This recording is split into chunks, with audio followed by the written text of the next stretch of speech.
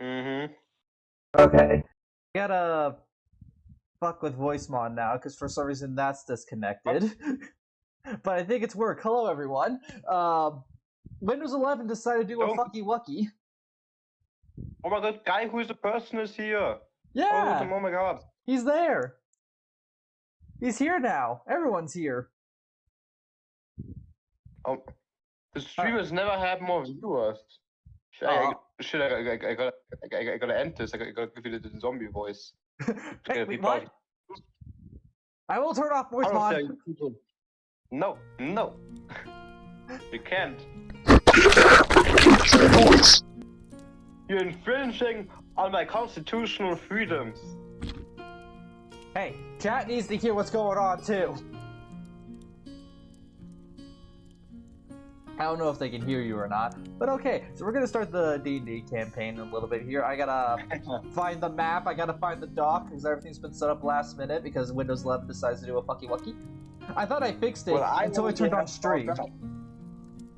I already have everything up. Yo. Oh, hello. Another person.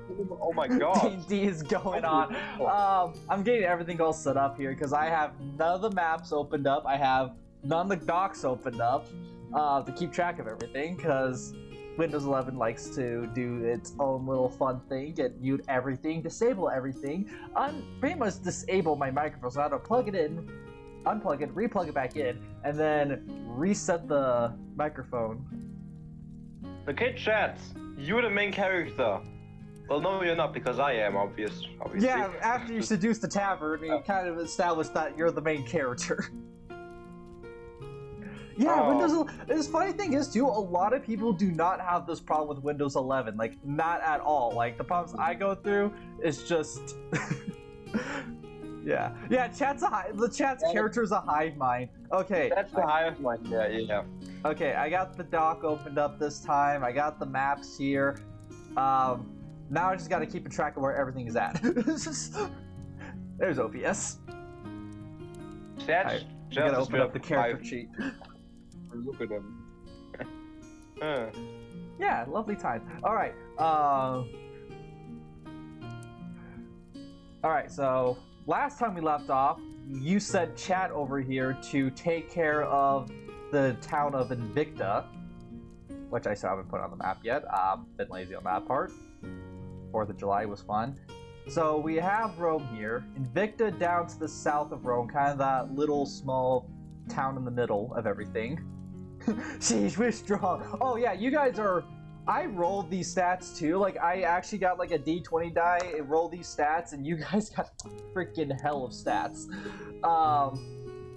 Thanks to Morlin here. Your stats with a D20. Yeah. What kind of psychopath am I? Oh my god, chat. Rolling stats with a D20? That's not normal. That's I know, not normal. Right? It's not normal at all, but I still did it anyway because I don't care. It will fit the theme of the world. Don't worry.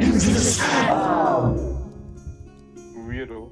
I don't think that really affects anything. But anyways, I think this D&D campaign you will get your shipment of Elven Spears. This section you'll get your Elven Spear shipment. So lovely time for everyone.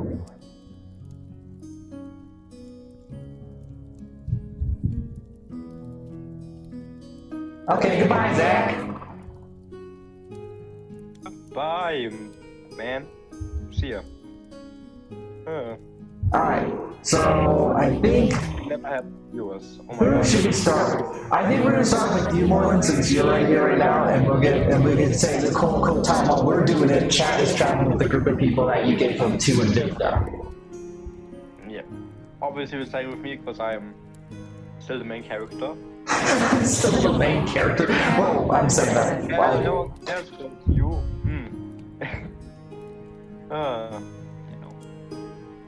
And we got night buses, okay, Mojo.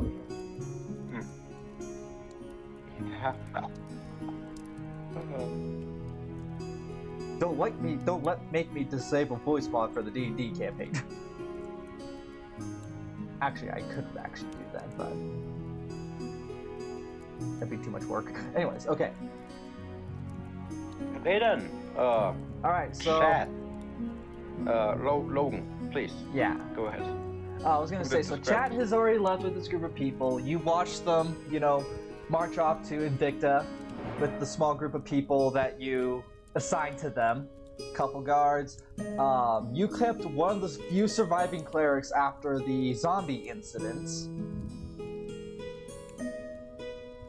The zombie incident, yeah. Yeah, because That happened. one of your guys do come in and go, "My lord, the bridge construction has already started.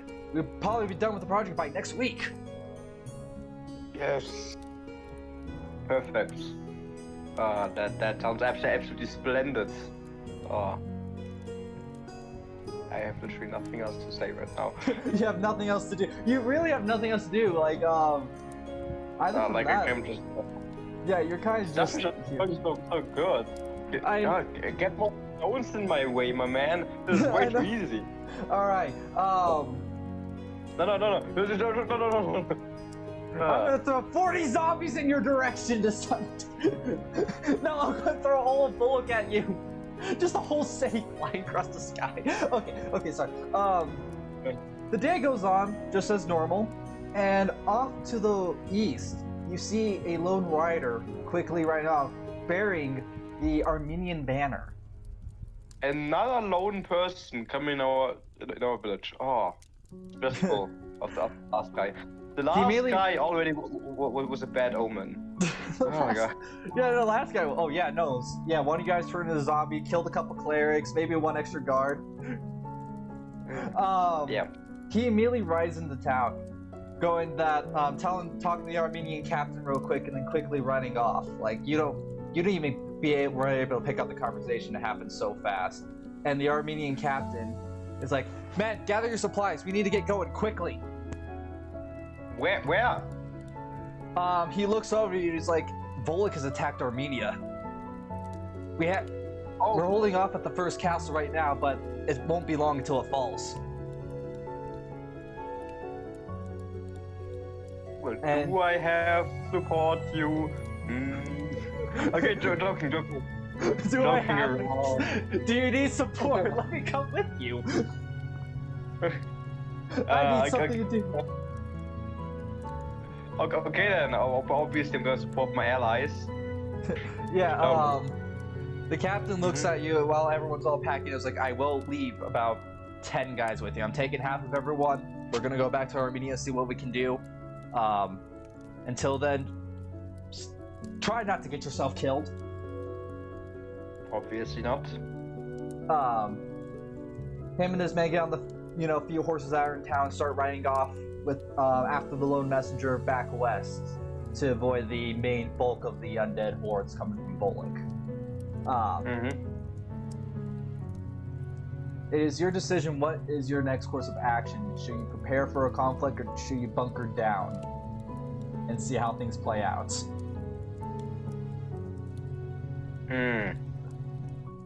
Hard question. I guess I'm gonna prepare the defenses of the town.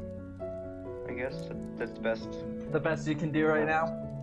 Yeah, we can't do any offensive actions at the moment. We're not capable of that. We don't have the military capacity for any offensive actions.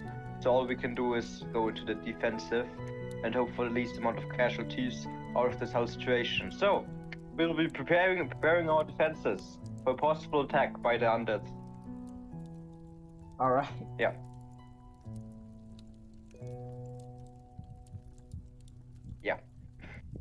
I guess so.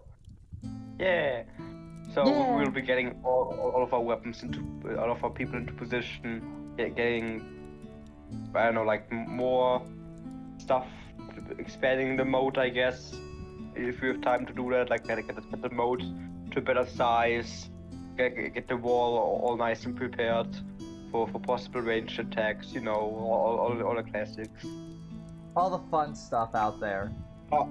Also, obviously, I'm gonna send a person out. Obviously, I'm gonna send a person out to the other town. What was that town named again? You named it Which I went Invicta. to. You named it Invicta. The other one. Other one. What's that named again? Oh, Lok. You named it Lok. We named it Lok, not you. The town name is Lok. L-O-K. Okay. Yeah. Okay, I'm gonna send a messenger to Locke to ask for possible help here. Alright, so... so you call up one of your guards, get one of the Armenes to pull out his horse, write a little message down on a piece of paper, you hand it off to him, he, not even second thought, starts riding off on the horse as he's barely on it. So he almost kind of stumbles off the horse, but manages to get on as he rides off. That's my man. He senses the urgency and just almost biffs it as he leaves.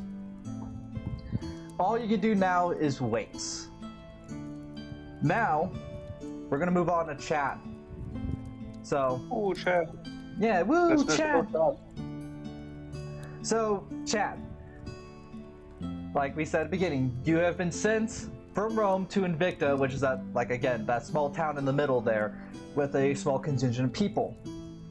All you are on your way to Invicta right now as you come across a small warband of a mixture of undead and Volek troops. They don't notice you're there yet. They are occupied with marching northward of your current position to Armenia. It is your choice. Either you want to either ambush the small warband, see if you can take them by surprise, or try to sneak past them. Or actually, you could probably just wait until they leave. Alright. Let's roll your perception to see if you can find any bushes. You look around and all you can see is trees at the moment. Most of the vegetation is kind of at the point where it's dying. The main thing that's surviving the trees at this point. You can't find any bushes around. Alright, you guys hide in the trees. We're gonna roll so you see if they could spot you. And you guys hide it along the tree. Some of you climb up in the trees. And none of them notice you. The warband kind of just keep marching right past you. You notice the zombies are really keeping up pace with this warband. Like, the zombies are keeping up pace with the humans quite well. In fact, actually, they're out marching the humans a little bit. But about an hour or so past, the warband is kind of officially beyond, seeing you all. All you hop out of the tree and continue down southward at this point to Invicta. It does take you guys about a day to reach there from that point. And you guys arrive to a smoldering town. The whole town's been burnt to the ground. And it's your guys' mission to rebuild the town as Morlund sent you to do.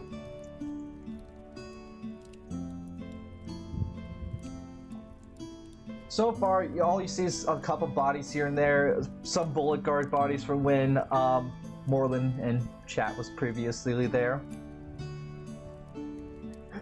When the trees speak Latin! Shut up, Morlund! You know you can talk, I'll let you talk. When the trees speak Latin. Everyone starts unpacking the supplies, setting up makeshift tents around. Alright, so you send the one guard and the one guy with the bow around to scout around the area, see if they find anything. While everyone else is setting up tents, getting ready supplies, they're unloading the cart with the wood that you guys supplied yourselves to start building up housing. So far, nothing seems out of the ordinary. Okay, you guys go around and loot the bodies. And, Morlund, don't get jealous. Do not get jealous about what they just found. So on one of the dead bodies, especially one of the Volek guard bodies, you find a necklace.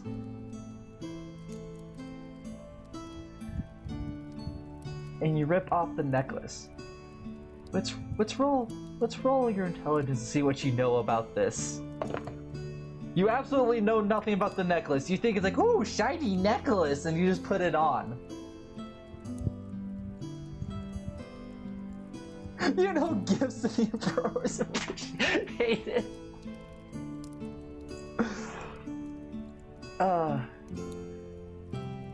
But the necklace is a bronze combination of bronze, silver, and a blue lapis gem embedded in the middle of it.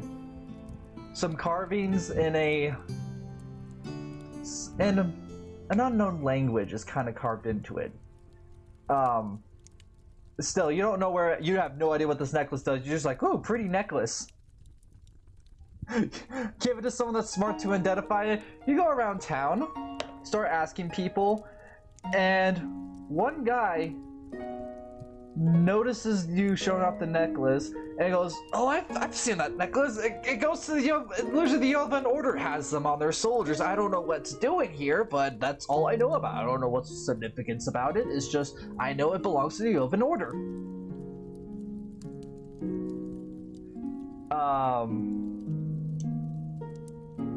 So with that, he sounds sus. Insight check. All right. You rolled a 20. You know, you can tell he's telling the truth. He's not used to being out of his home. Usually people don't travel from town to town in the Warlands, especially in the times of war now.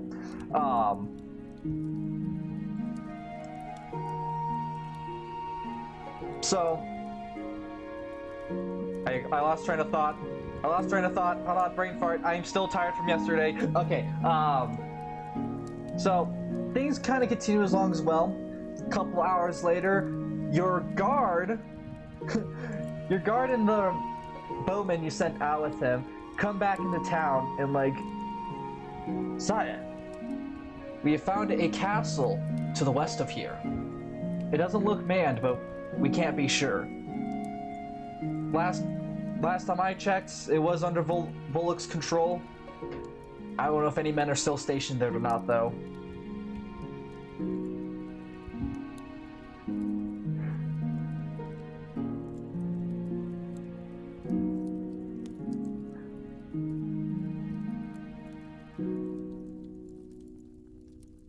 You don't want to go check it out yourself? Don't want to risk dying by a freaking... Oh man, that'd been hilarious. Alright.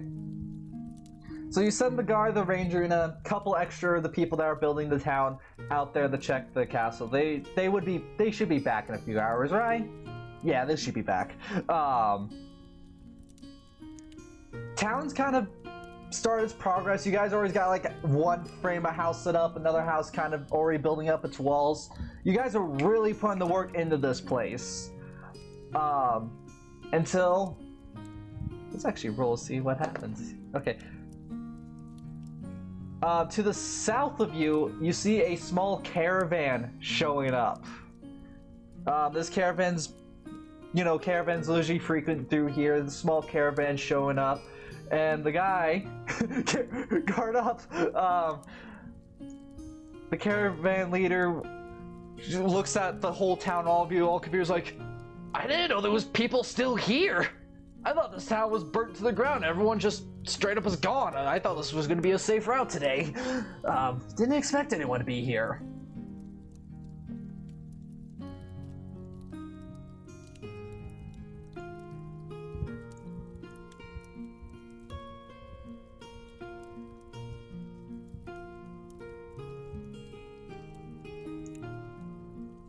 Guide is a person that does not trust anyone. "Oh, I am Thane. I am a caravan trader. This is my little small caravan. Over there is Jack. Over there is... I forgot your name. What's your name again?" One of the guys screams over one of the oxen that they got pulling one of the cars, like, "It was Jared, you idiot!" "Oh, yeah, Samantha. Anyways." "Oh, what do we sell? We do have a couple fine goods that we picked up along the cities along our travel. We do got arms, weapons, some tools, food. Looks like you guys are building up here. We don't have any building supplies, but besides the tools, but that's about it."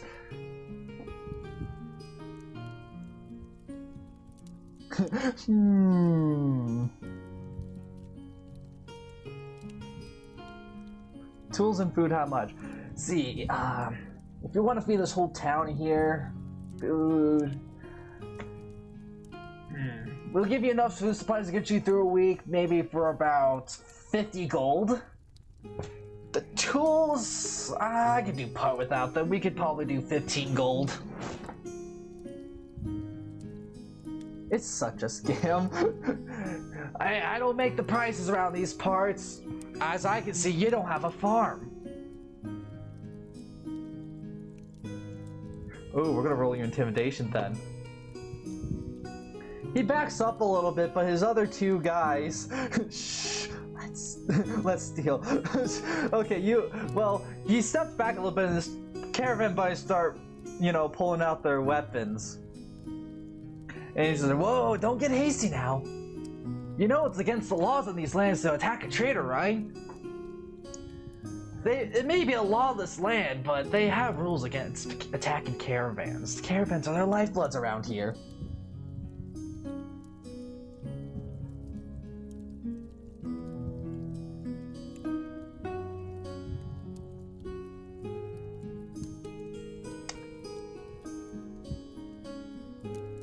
Alright, let's not get hasty. Fine. How about we lower the price? For the tools and the food, how about 15 gold for all of it? How about that? Plus, I trade with these guys. Moreland. Okay, so he drops up, a couple sacks of food, a few boxes of tools, and, you hand him the 15 gold. I gotta take it off of here.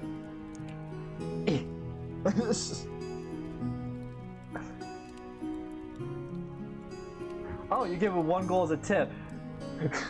He looks at you a little confused, shakes his head a little bit, and his caravan moves along its way, trying to go up north towards the war bands that's going on. That's marching out of Volok right now, which, let's see if that caravan ever makes it.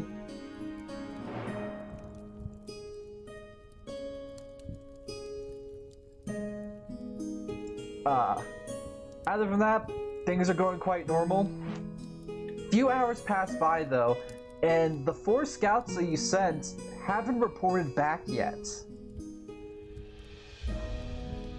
You haven't heard from them, seen from them in a while now.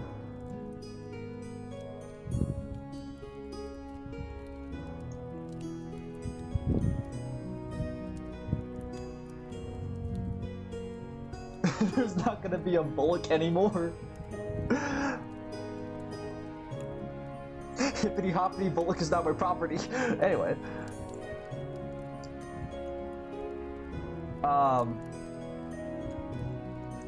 The best, guy who's a person, that is your best bet, is that something happened to the warband. Alright. You're running out of people here. You're down to wait, you sent 4 hours.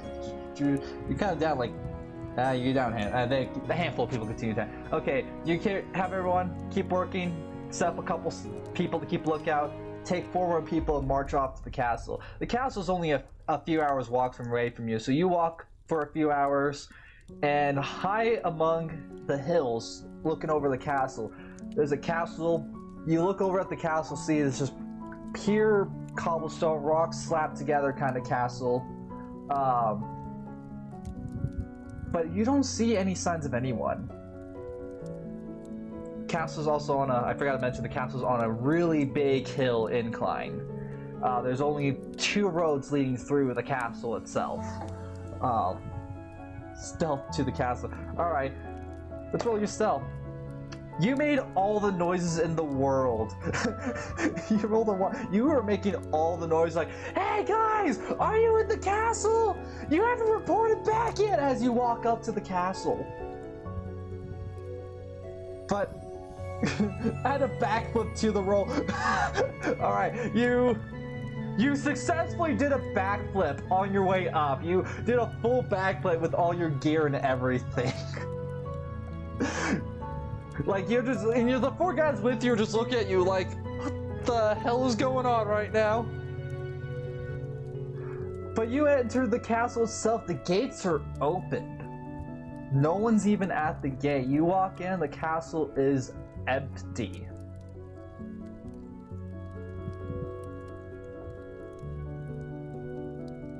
I'm gonna roll something for you guys. Sorry, guys. They just look at your guys look at you like, I guess so. We'll just continue on then. But okay, as you, it's a trap. You manage to find one of the bodies of the scouts you sent up. It is torn to smithereens. It's just been ripped from limb to limb. You look around, and you see you get a backflip. You do another backflip, and during your backflip, you notice there's nothing really around. Double the backflip. This time, when you did the second backflip, you kind of just plopped on your face. And as soon as you plopped on your face, you hear a loud, earth-wrenching screech.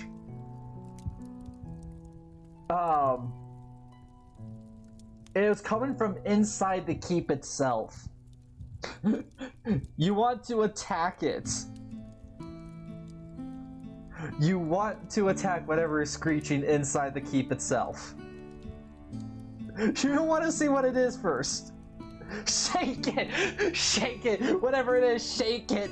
Alright. So you guys draw all your swords. Run inside to where the shriek is coming from. And as you enter the main dining area of the keep, you see up, left, down, right, and B. A B. Super power up. Okay, you run into the main dining hall of the keep, and you see a long, lanky creature feasting on the bodies of the people you send up as scouts. It has them tore to smithereens, their bloods line the walls. It hasn't seemed to notice you yet. You want to throw a piece of bread at it. Okay, animal handling.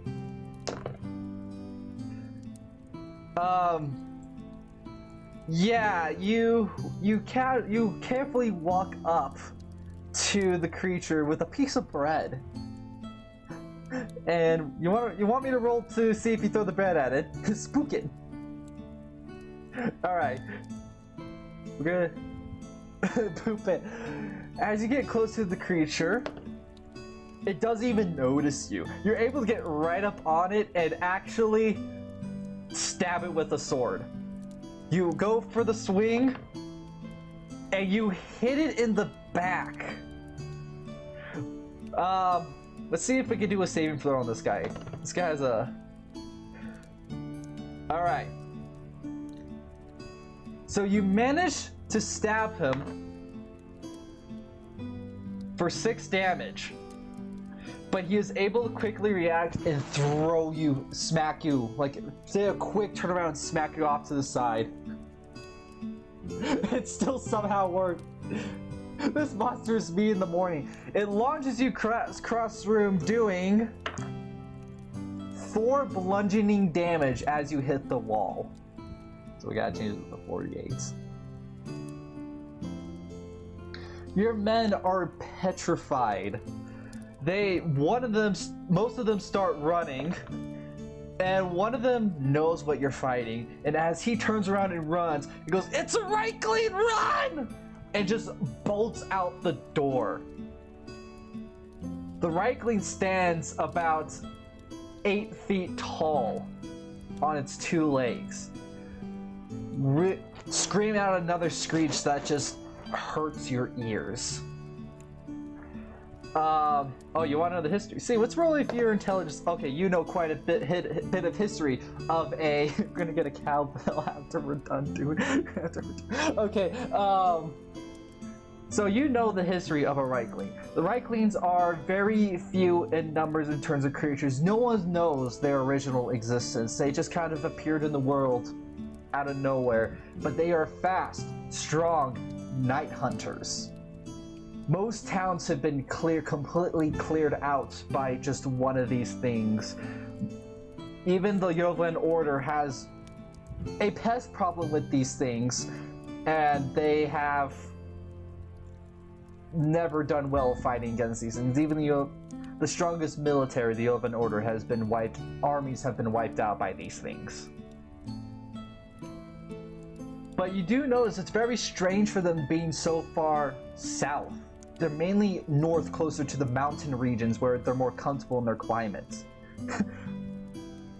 You do not know a fireball spell yet, but you do. If you do find a scroll to learn the fireball spell, you can actually throw it out. And I think you did get a upgrade with that, so you can do more damage with your fireball spell.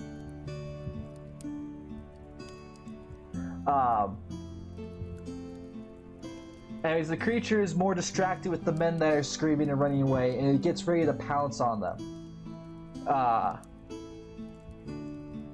Let's use the power of friendship.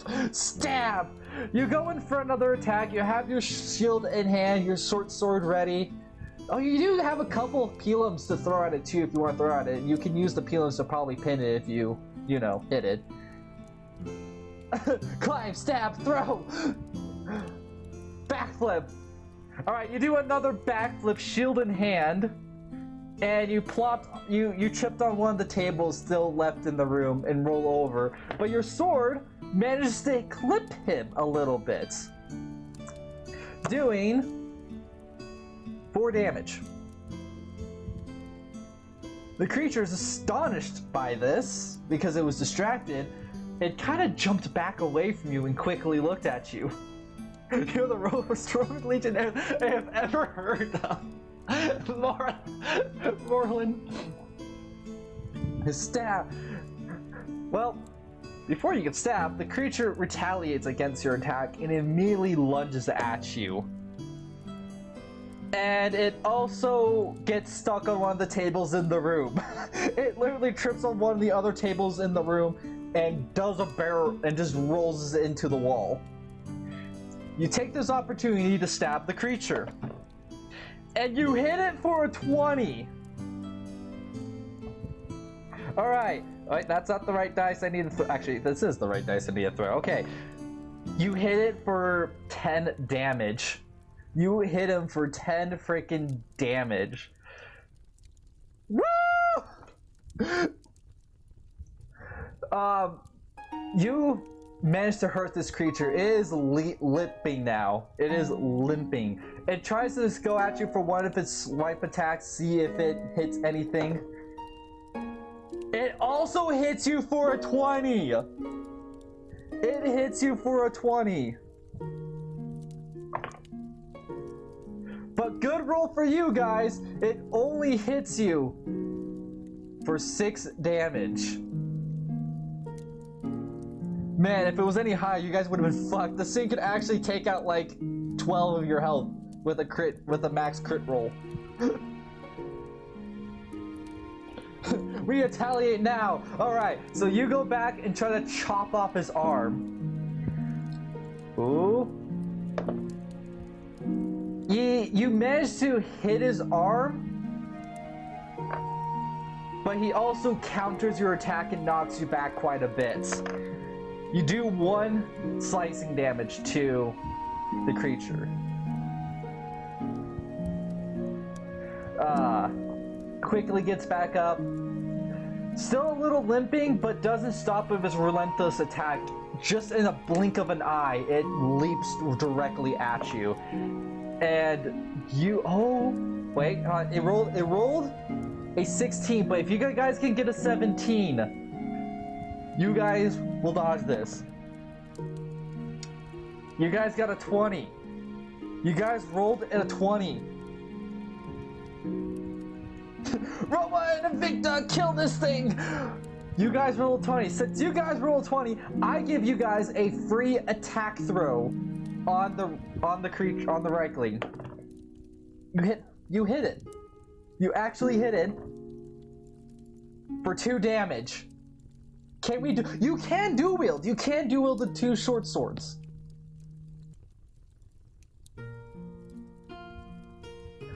No, it just increases your chance to hit, though. It does increase your chance to hit if you dual wield.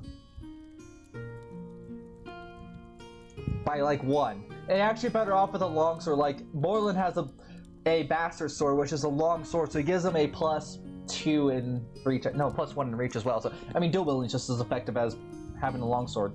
Bonus action attack. Okay. Okay. Anyways, so you did hit the creature as it was attacking you, and since it was a nat 20 for your saving throw to counter it, you guys get to attack it a second time. Right now, it's on the ground, back towards you now. Like, you did a good job of parrying it. Ballerina spin attack! Alright, you guys do another backflip, and then a ballerina spin attack with 2 short swords, and you hit the creature again. And this time you do 8 damage to it. You're really hurting this thing. You're really hurting him now. It lets out another loud screech and tries to make a run for it. Oh, I dropped the dice. I was going to try to roll, see if it can escape, and I just dropped the dice. It rolled a 20. Okay. It cannot escape from you. It's too injured, so it's trying to limp away, but it can't do it. Opportunity to attack, yes. And since it's trying to run away and it's not really paying attention towards you right now, you get a bonus in your attack. I'll give you a bonus into your attack since it's not paying attention to you at all.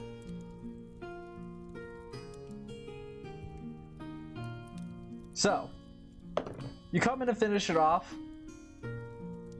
and you do hit it again. For 3 damage. Ouch.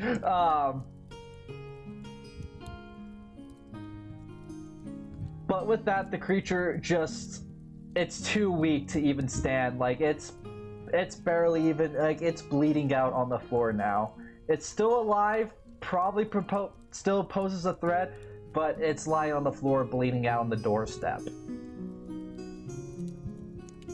Stab it in the back. You go in for the finish it off. You're just going to start stabbing it. And as soon as you go to stab it, you accidentally tripped on the table and stabbed yourself in the arm. You tripped on another table, a broken table in the room, and you did 2 damage to yourself. Ouch. With that, the creature, with its last ounce of strength, tries to reach out and to attack. It does take one bleeding damage. God damn the tables! There's just tables everywhere now. They're just broken apart, scattered everywhere. It's basically just a Lego room now. The creature tries to attack out for you one last time before bleeding out, and it manages to smack you. It hits you. Wait, that's not the right dice I need to roll for this guy. Oh. He hits you for the 12 damage. He hits you for 12 damage, sends you flying across the room. I gotta change this real quick.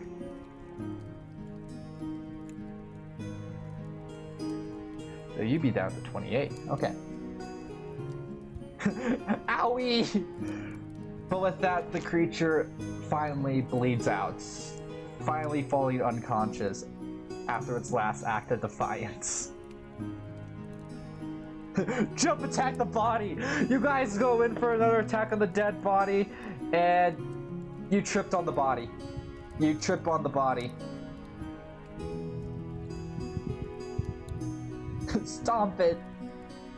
The creature is dead, guys. You don't need us. It's not getting up any. Actually, you know what? Probably should make sure it stays dead. Okay, I'll let you guys stomp it. Cut off its head. Okay, you guys stomp on its head with no reaction. And with the creature dead, you chop off his head. It looks pretty freaking ugly. Like, it has no nose. It has almost vampire-like teeth sticking out towards the chin, out from its cheeks. No ears, bald.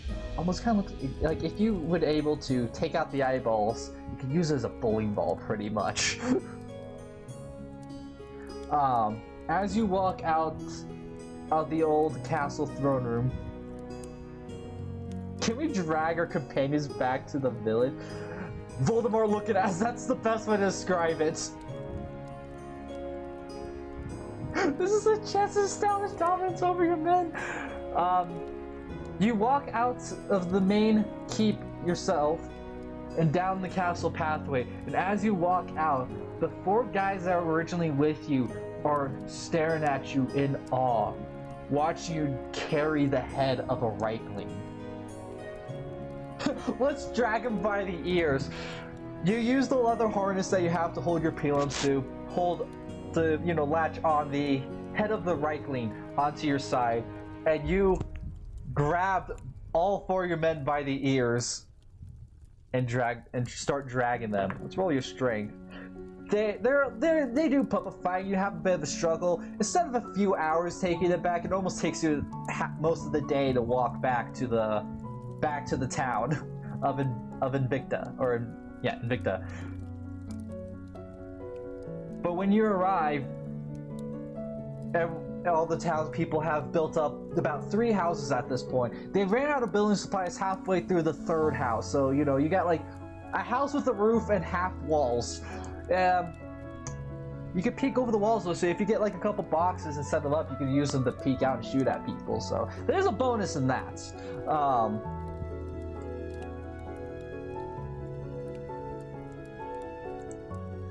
How do they build fast hand? Actually, you guys been gone for most of the day.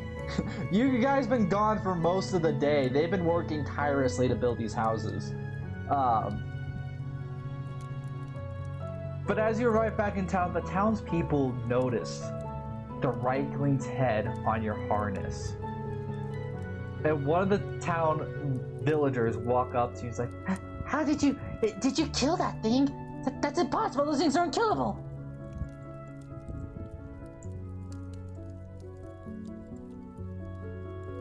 We killed it, Dan. And, absolute giga chat. Yeah, you know what? Actually, to be honest, I expected this thing to kill you. Out of D&D real quick, I expected this thing to kill you. Like, this thing is, like, absolutely a giga chat of a freaking murderer. Like, it's... in the language of this land, Reichling means murderer. This thing butchers entire freaking towns and villages. I'm impressed that you actually killed one first try. I thought you guys were gonna fight off a little bit, get hurt, run away, and then... Yeah, no, you guys went main character on it. You guys went freaking main character on it. Morlin, you have a challenger at hand.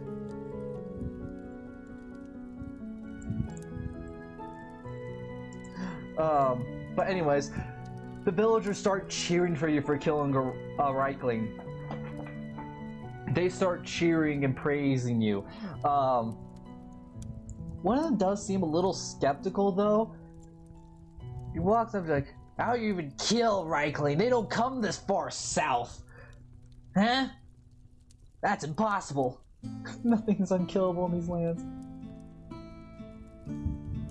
Get propaganda, or you want more propaganda. But one of your guards vouches for you, saying that they did see it. Like, we saw that thing with our own eyes. It tore the few guys that we set up there apart. He killed it while we ran. We thought he was a goner until we saw walking out the head of that thing. Man, we're probably losing a lot of blood right now. Yeah, you probably should rest. So, with that, the villagers take you inside one of the houses that they already built, set you down on one of the little cots they have set on the floor, and let you rest. And as you're resting, I'm gonna give you full health. You know what? You're gonna get a level up because you killed a Reichling. Like I said, these things are supposed to be a giga chat of a killer.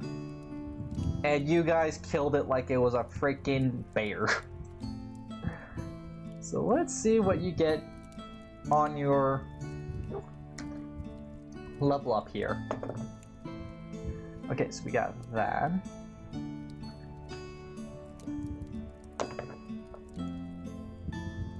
we get this one. You guys are gonna have some useless fun items.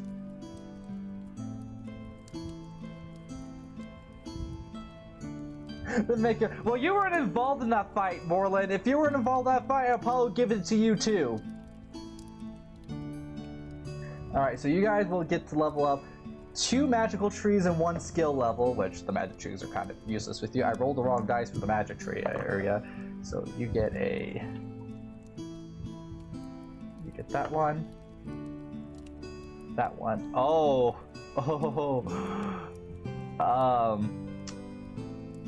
Man, when you guys learn the spell for this, you're guys gonna have some fun. Alright, and then with this one, I gotta make sure it's completely randomized. Really? This one again? Alright. So the level up options you have.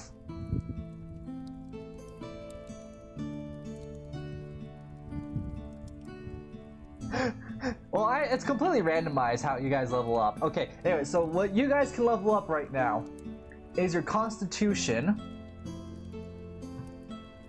or your Divination, which is usually used for revealing knowledge to the caster, or Necromancy. So if you learn any spells for these trees, you kind of get a bonus in them.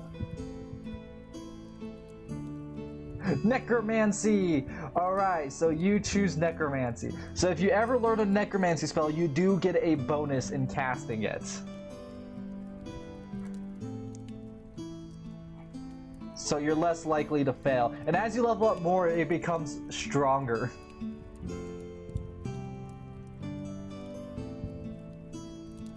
No, we will become the bad... Well, you're not really bad guys for Necromancy. Necromancy is a very accepted magic in these lands. Like, almost any wizard, any mage that you come across can do Necromancy.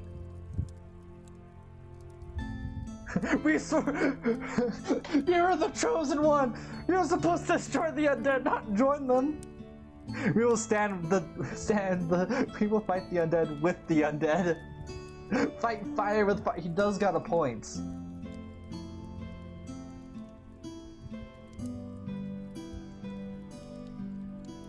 Yeah, fight fire with fire, basically. He does have a point. There are bodies around, but we haven't learned any spells yet. Alright. We're gonna let you guys rest in one of the houses and get your health back up.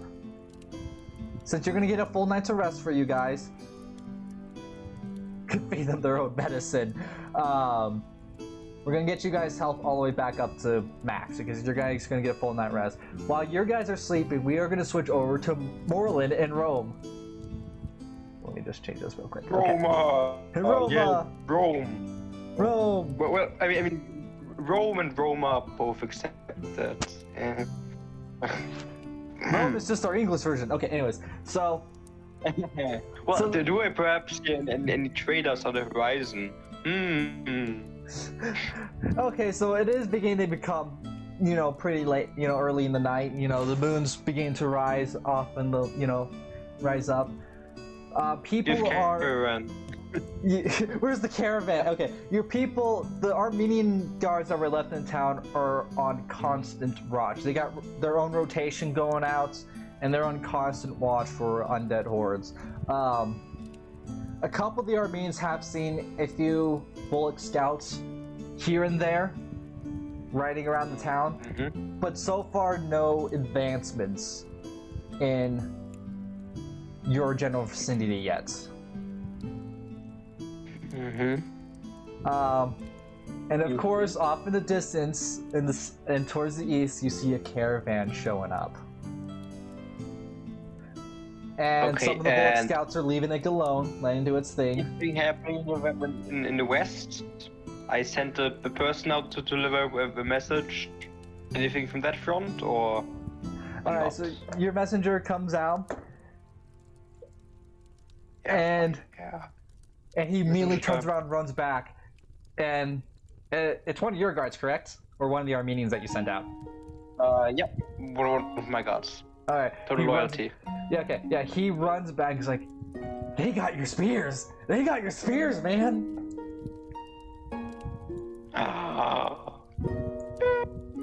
let's go.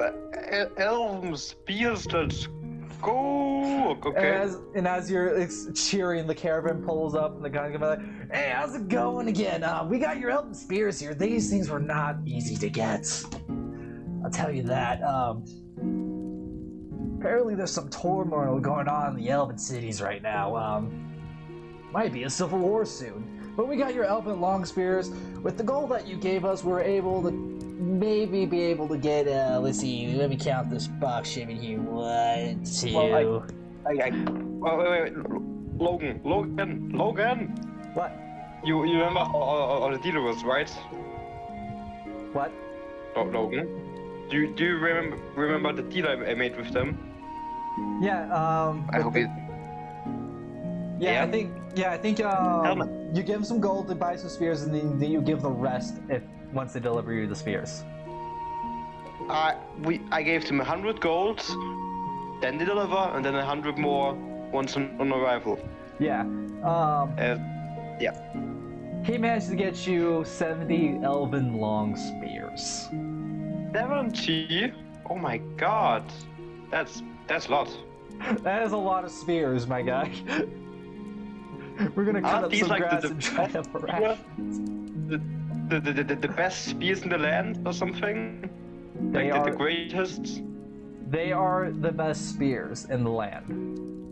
It's like these spears right here, you can freaking stab a golem with it, it won't even break. You won't even dull the blades on these things. These spears are great.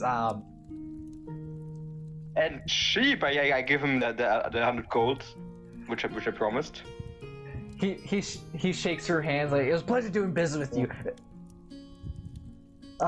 We also picked up some more seeds and things like that, so you can start growing grain if you like. We'll throw that in with the elven spears if you like.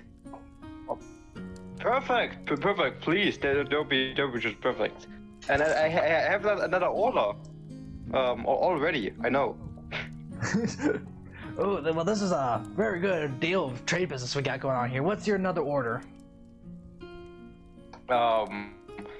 As you can see, the town is kind of reaching its limits within this moat, and obviously I want to expand this whole thing into something grander, as Rome should be glorious.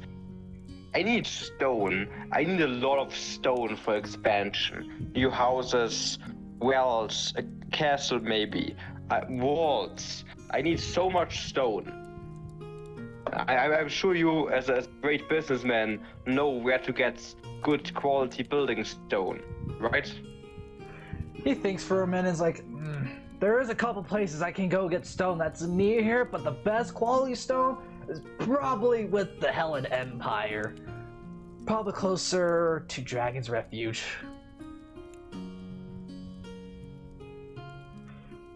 I'll see if there's any other stone with that quality along the way, but Dragon's Refuge is the best I can do. How much would that be? Like a stone price? I don't know how you calculate that. Do you calculate that in tons of stone, or? I'll tell you what. You keep your money for now, because stone prices very heavily depends on if they have build projects going on or not. Once I get there, see if there's any build projects going on, I'll base the price on how much we bought the stone for. Hopefully it won't be too much. Not doing some crazy big build project, but we'll get back to you when we get the stone. So get me a lot of stone, basically. It's not like I'm poor. All right, we'll see what we can do. Guys, a person. Don't forget my one elven spear you promised. Logan, I only have 120 gold left. I need to get taxes from Invicta soon. Oh. I mean, taxes with a town that's barely even started. Invicta, I need taxes. I just get the whip out. Give me those gold coins. No, I'm just joking. Alright, well, the caravan... caravan... I guess I get 70... I'm gonna add 70 elven spears to my items. Alright. 70. Or you can add a town stock on your character, or we can add a town stock and just put the spears in the town stock. No, I just put them into my character. All right. I mean, we can always. Caravan kind of sets up around the Armenian tents and is like, we'll set off in the morning. It is pretty late tonight. We'll set off in the morning. They set up kind of by the little Armenian campsite. They have all the refugees you put in earlier, and they're doing trade with everyone. Businessman is doing business. Businessmen doing business. Great news for you, the blacksmith has been officially set up. One of the townspeople hand you the report, and like a little piece of paper telling the blacksmith set up. And they actually found a hidden stockroom under the blacksmith, still filled with metals. Yes. I'm gonna get. Obviously, as Emperor, I get everything for free, right? Yes, you get everything for free. No. Obviously, I have to still pay my citizens for their work. So I guess I'm gonna go to a blacksmith to get some orders. And yeah. You see the blacksmith already kind of set up the tools, bringing out some of the metals, and he pulls out a rusty piece of armor from the basement. They're like, oh, hey, how's it going? We got the blacksmith stuff, found this old stock full of metals. There's this old set of armor in here, though. It's pretty rusted. I can't even... How's it going? I am the Emperor of Rome. How dare you? I'm just joking. How dare you give me the armor? Yeah, okay. Yeah, and like as he's pulling out the metal, he's like, I have never seen this kind of metal before. There's never metal like this across the land. Brain Cell 2, what shall be our next action? You guys raid the castle and deconstruct. Okay, anyways, You should totally deconstruct the castle for stone for Rome, big brain. No. The castle would maybe be. You guys probably could use the castle actually as an outpost. It would be. It's right there with Bullock. You had a Bullock completely surrounded. Yeah, we just completed the like Armenia in the north, Rome to the west, then southwest Invicta, and then south the castle. Okay, so Logan, I'm gonna approach the blacksmith and just good breastplate, yeah, definitely. As one if I maybe take this as a imperial present for me, the emperor. You just do you mind if I polish that armor a little bit so it's not so rusted? I don't want you to get any disease from getting cut by rusted metal. Obviously, that's very smart. Also, I have an order for you. I want to order some things. All right, what do you want to order? I would be interested in getting all kinds of armor from you. So mostly helmets, breastplates, shoulder plates, just general protection for my troops. You know, that's all I want. You got the materials. I can obviously pay you. All right, yeah, I can work with that. We got plenty of metal here. Here's still one of the metals still not rusted yet. He pulls out this solid block of white metal. He's looking at it very carefully. He has no idea what this is like. He's just still shaking his head like, oh my years of blacksmithing, I've never seen metal like this, like ever. Well, this is kind of what was like the best blacksmith in Volok, so I'm surprised that that's the case here. Wow. Now there's better blacksmiths than me. Have you seen the doors of Kazakh? They probably know what this kind of metal this is. I said in Volok, so I mean, you seemed like you're like most skilled there. But anyway, so how much would you want for an order like that? For like 20 helmets and shoulder plates? So it depends. That you want full coverage plate armor or just a cuirass and helmets? Because it depends how much you want to protect your won't be necessary. So just a full cuirass plate and won't helmet. be necessary. All right, so cuirass and helmet. Yeah. We'll see how far I can get with most of these metals. I'd probably get you probably more than 30 of each. Yeah, we'll see what the metal is. He starts immediately getting work away. He lights up the forge, starts getting the charcoal, burning aside from some of the wood that you guys chopped down. He's hammering some of the metal to shape them. He's got someone running off to gather some supplies to polish the armor that they found so it's not rusted anymore.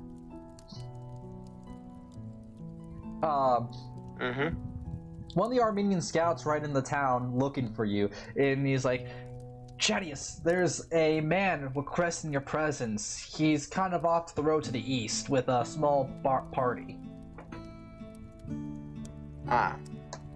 Let me go and meet him. Okay, as you walk out towards the east. Okay. Yeah, so east is okay. Yeah, he's not that far out of town. You can easily see the group. It's 5 men strong. The 5th one orders his men to stand down, and you guys walk up, and you walk up to him with the Armenian soldier, and he turns around and goes, I'm a messenger from Tichog.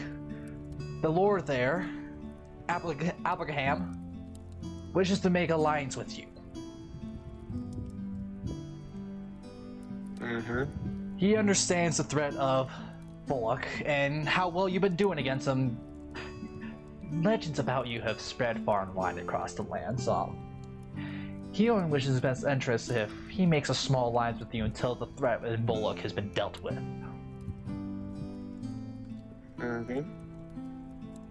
And the Armenian guy leans close to you and whispers in your ears like, I would not trust this man. The Western Warlands have huge problem betraying their allies. They might stab us in the back as soon as they get the chance. Well, yes, I know about that. But we have to get more allies, even if it's just temporary. I love what's going on in chat over here. I love how chat's going on here. Yeah, I just love like reading through this. I know, this is great. I love reading them. We're gonna get back to them soon here. But anyways, so he reaches out his hand to shake your hand. I just love like the contrast of like me being absolutely serious about this whole thing and they're just joking around. I know, this is great. I like how they're calling themselves Brain Cell 1 and Brain Cell 2 as well. Yeah. I wonder if they get another person name, they'll call them Brain Cell 3. Everyone has like a brain cell name. Well, Chad is the hive mind, so yeah. Yeah. I feel well. Imagine like Chat as a person. He's a person with like the Chat like as a character. He's like has schizophrenia. Like I see like as a schizophrenic person, but he has like multiple voices in his head. And Chat's all those multiple voices in his head. Yeah, and he's just collecting more voices over time. Yeah, he's slowly that's basically how it is. Okay, anyways, so he reaches out his hand to shake yours. And, I shake his hand. Okay, as you shake his hand, they all start walking off.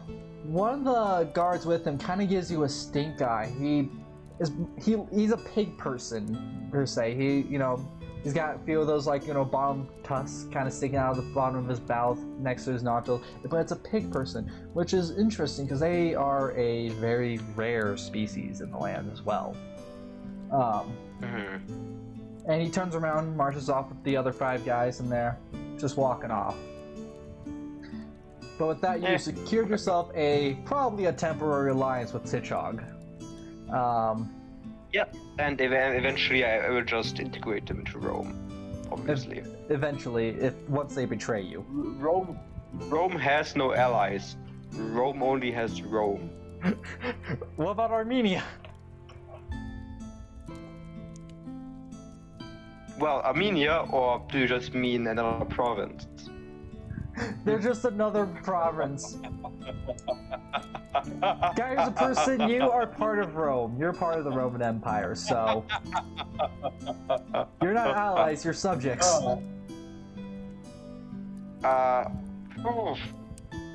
Invicta, you aren't my allies. You're part of the Roman Empire. You're merely one town within this great empire spanning 2 towns. Yeah, you are Rome. We are all Rome. Where is Rome? Rome is way. Roma and Invicta, am I right? Roma and Invicta, that's our motto. Roma and Invicta. Dude, there's gonna be like a situation point, like some point in the history that like once your characters are gone and like it's been like a couple, like 1,000 years or so, and like Rome and Invicta both can invade at the same time, but they still stand. They'd be like Rome and Invicta, like a rally cry.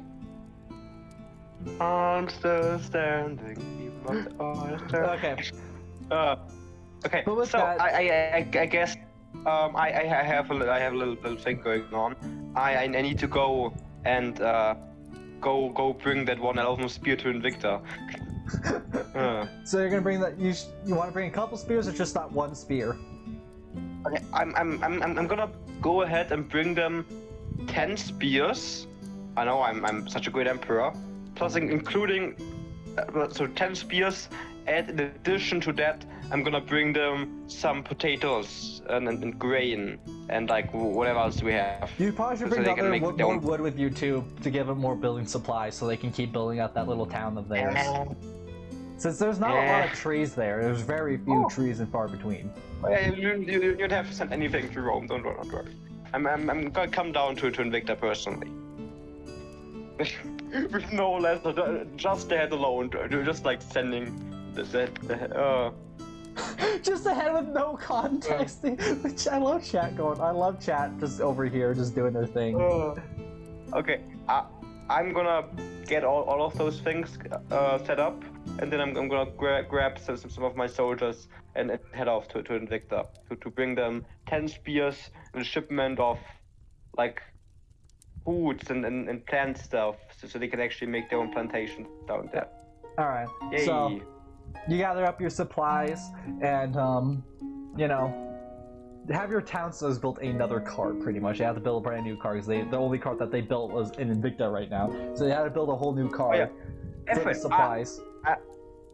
I'm gonna tell them, my people, to please build like a few carts, so we always have some on the ready for trade and similar. Like just get a few carts ready for transportation. A cart production. In the future. God damn it. Oh, you should make a cart that you go, like almost like a chariot. Put a ballista on it, like that one guy from Orlok Skrok did. Oh yeah, exactly. And make it easier to move the ballistas around That's from what town, and like you could dig out like the little spots and where you have the ballistas at, so you can actually move the carts in and out of them very easily. My man, that's a Tachanka. That's literally the easy. Yeah. Wait, let me actually pull this thing up. Easy Invicta. I love chat. Okay, anyways, so you guys got all the supplies together and you start marching off. It is pretty late in the night, but you believe you'll make it the next sunrise morning.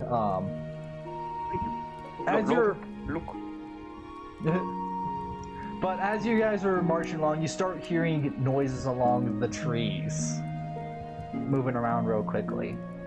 Oh no, the trees are starting to speak Latin. No. The trees are speaking Latin. Let's see what you. You think it's just a bunch of birds and continue walking. Tachanka. Yeah. Melissa Tachanka. So this one person is saying that we're the main characters raising my ego. Okay, you guys kind of continue on, until you notice that one of the guards that you brought with you in the back of the line is missing. What? There is no sign of him. All that was left of him is just a little dust cloud just flying by. What? How did?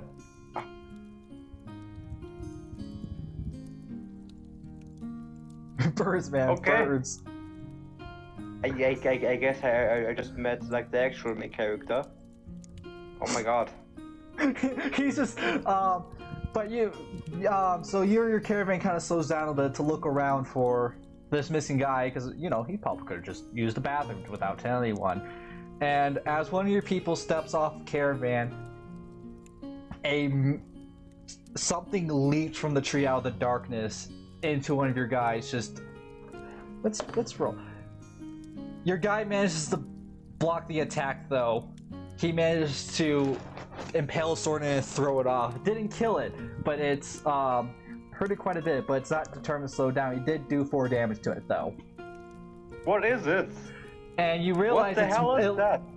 You realize it's another one of those undead zombies that are just completely deformed. Ah, shit. It's almost like the one of the guards that turned recently, but more feral. Okay. I am obviously getting the best at sword out and charging at it. Oh yeah, you pull. Best. Yeah, it wastes its one opportunity to attack. You pull out your bastard sword, go straight for it, and you hit it. Man, grab your spears! Grab your spears! You hit it for 2 damage. 2. Oh damn, I'm weak. Okay. But it managed to back away and squeal. Like, it just releases out another squeal, and more of them jump out from the trees. Oh shit. Let's roll if your men can counter this.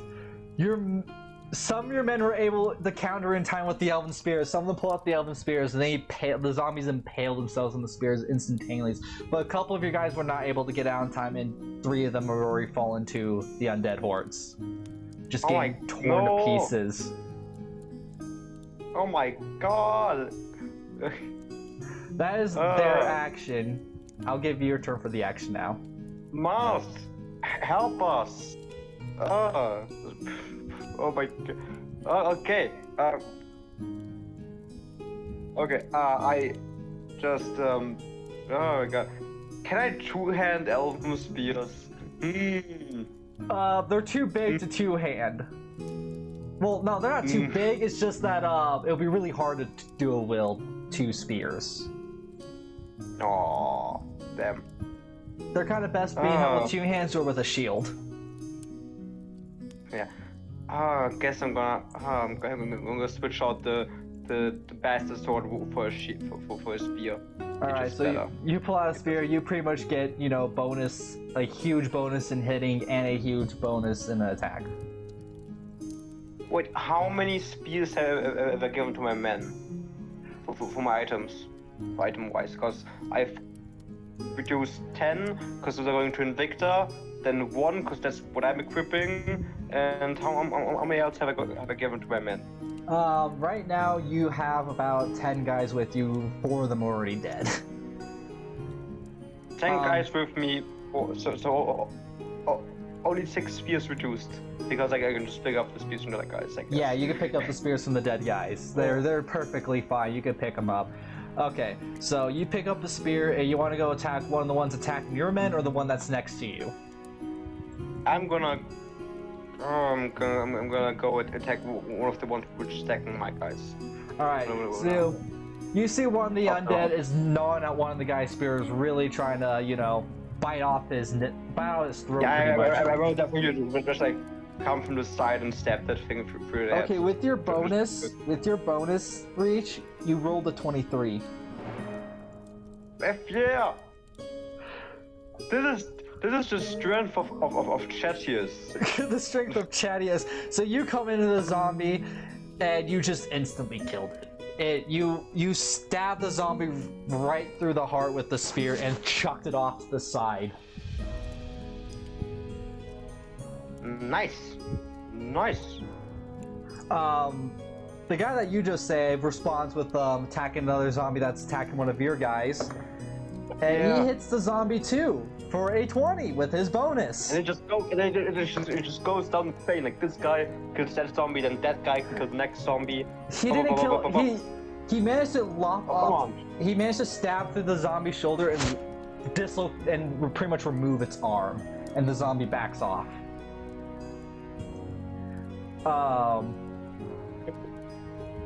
Oh my god. Chat is being the best right now. Okay, yeah. I'm just reading this as going. I can't pay attention. This is hilarious. I can't pay attention to the counter because chat is just so. I know. All right, so at this time, the zombie that you attacked earlier comes up behind you and trying to hit you, and it it trips on the body that it pretty much when you threw the body of the zombie, you threw it into him, pinning it down for a second. Nice, very nice. Dude, these spells are kind of OP. All right. I mean, I expected to get less. I thought like, oh yeah, 200 gold, you're gonna get like 5 spears. Good luck, man. 70. Oh, okay, that's damn. Good price for this kind of weapon. I know, and you're like actually. I expected this fight to go completely sideways, but no, it's going in your favor more than the undead's favor. All right, so it's your turn now. There's still a couple undead scattering around, but your men pretty much have the advantage with their spears now. Yeah, I wanna attack the one that one of my men just fighting with. All right, so you're going for the one that's missing its arm now. Yeah, good idea. To finish that off, give that man free reign, and just the more I finish off, the more men are free to help out the others. The more we can team up on these things. Okay, so good news and bad news. So you did land a hit on it, but I do have to do a saving throw for the zombie. The zombie threw a 20. So the zombie was able to counter your attack by headbutting your spear by headbutting the shaft of your spear out of the way and using its left arm to slash right into you. With your armor, though, it barely, it managed to hook itself under your armor, doing about 7 damage to you. That's fine. That's not too bad. But with it stuck under your armor, it can no longer attack because its hand is now stuck inside of you and your armor, so it's technically pinned. Stuck in me. It has one arm. It has one arm missing. One arm is stuck in me. That means it's perfect to attack this thing right now. Come on, man. Finish him off. So your man takes the opportunity and goes straight for the kill, and he hits him for a 20.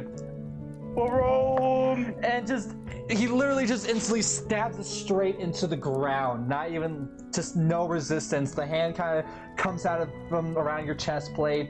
A little bit of blood comes out from you getting hurt, of course.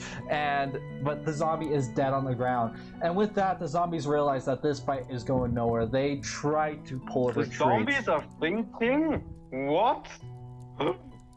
Surprise Pikachu face. Oh my god. Surprise Pikachu face. The zombies are thinking. So they're pulling a tree. You want to roll to see if you can catch them, though. And wipe them all out. Yeah, sure. Alright. Why not, honestly? You manage to get 2 of them as they retreat, and a handful of them manage to sneak off back into the trees and continue onward into the darkness. They're too fast for you and your men to catch up. That's fine. We finished off as many as we can. That's the best we can do. That's actually perfect. I know you took 5. You pretty much took 4 casualties, and for 5 zombies or something. And your men have killed in total. Well, I'm not counting the men, because the men were fighting off the zombies, and I am going to roll for how many they killed. They managed to kill 7 more zombies, not including the ones that you killed. Nice. So in total, we killed like more than double the amount of zombies than they killed of us. Oh, and if the zombies won that fight, it would have been a huge Pyrrhic victory for them. These things are basically hunters now, and you're killing off the hunters like they're nothing. These skills are kind of OP, not gonna lie. And they're just like, forward. Yeah, your men are cheering. Row, row, row, row. Get the morale boost.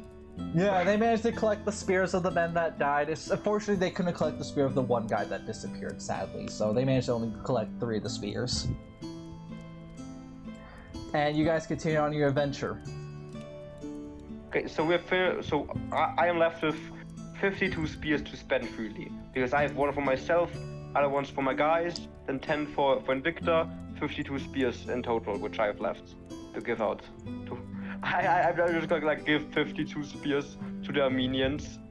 I love chat's going slash the enemy and do a triple backflip and land in that cool Superman pose. Okay, so I guess we're gonna continue to Invicta with no problems. Yep, you continue to Victor's no. That was the only scuffle you guys kind of encounter. You're rising as the sun's kind of like getting close. It's probably around 8 o'clock at this point, like around 8 to 9, as you arrive in Invicta. Some of the villagers that you sent over there are cooking some food by the fire right now. They got a little campfire set up and they're cooking food by the fire. Dad, it has been so long. My dearest friend and companion.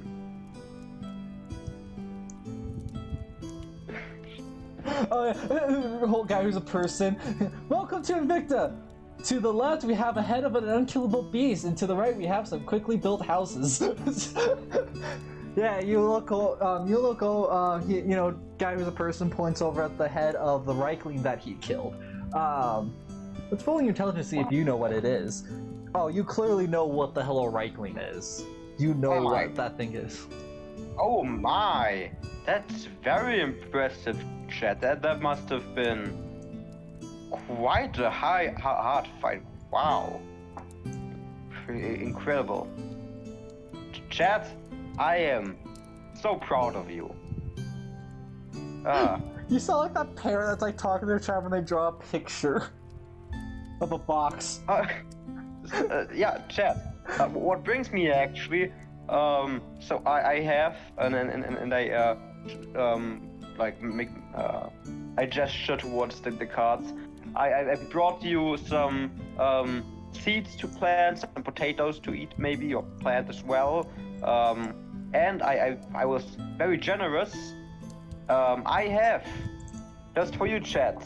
They didn't even wait for you to finish. They're already raiding the cart for the supplies right now. I was chat. No, oh my god, potatoes.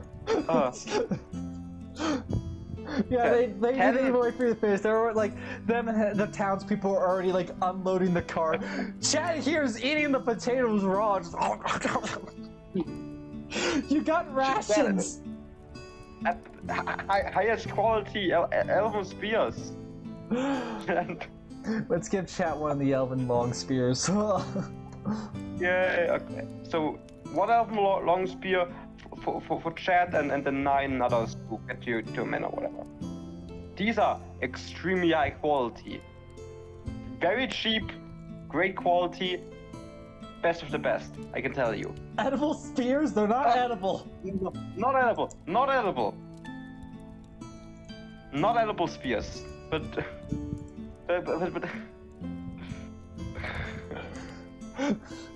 You know what? We're gonna roll on their intelligence with that. Let's roll their intelligence. They try eating the spear. You guys, chat goes down and takes a bite of the spear and ends up chipping a tooth. Shit. Fire. This thing is quality. Okay. The villagers of the town already grab the potatoes and start planting with them. They start like a little area where they start planting potatoes, and they're digging out a well, trying to find an underground well so they can start getting water out to the potatoes. Okay, Chad, I hope you will start to grow your own food here, so you will be not really relying on Rome to get your food, you know. But if you ever need food, you can always just like ask us. Except in the winter, not in the winter. That's we really need our food in the winter. But Chad, please get your own stuff. Invicta did not have a well before it got burnt. Damn. And if it did, it's probably collapsed in, probably filled with bodies and tainted. Yeah. So you'll have to do your own. Well, if you want, I have like entrenchment tools. Well, they already have some entrenching tools. They already got like 2 entrenching tools, and the refugees that you sent with them got their own tools. Nice and get sympathy. You're being nicer by giving them food and building supplies and a freaking elven spear. Now they killed a Reichling for crying out loud with short swords. Now they got a spear. You're basically making them a god. You're making them into Mars. You're making them into Mars. Chad is Mars now. I am Mars. We are both like pretty much equally strong. Okay, Oh true. god. Oh wait, I'm actually stronger because I got the damaged plate armor. They don't. Uh-huh. And soon you're gonna get a whole new one. Yeah.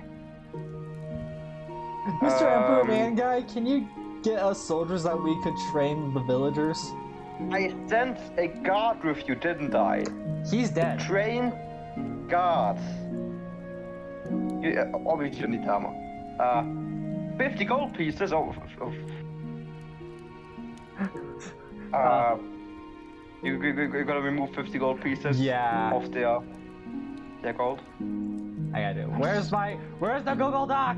Oh, there it is. Tax collection go burr. Tax collection goes burr. I'm gonna. Okay, chat, my friend. Okay, I'm gonna send you one of the Armenian soldiers. Okay, they are skilled soldiers. Okay, so that's gonna be good, right? So I'm gonna send you one of the Armenian soldiers. You're trained in combat. They are great at stuff. So I'm gonna send you one of those so you can train your people, right? To soldiers. Is that fine with you? Sorry about that 50 gold. I like how they're like talking about snatching your boots and then suddenly, by the way, those 50 gold pieces are taxed. The 50 gold. The boots? You mean sandals? I am Roman. I don't wear boots. What do you think? I mean, right now your okay, character is wearing boots because of the plate armor. You're wearing plate boots. I know. Okay. For the year, 50 gold for just a year. Chat, you're gonna have to be realistic with me here. 50 gold is gonna be for like a month or something. I need to get the stuff. Like, I know. You wanna know how expensive these spears were? I mean, I'm just gifting you basically. Give you a concept. This man had like over 500 gold. He was close to 600 gold, and it's all of it's gone.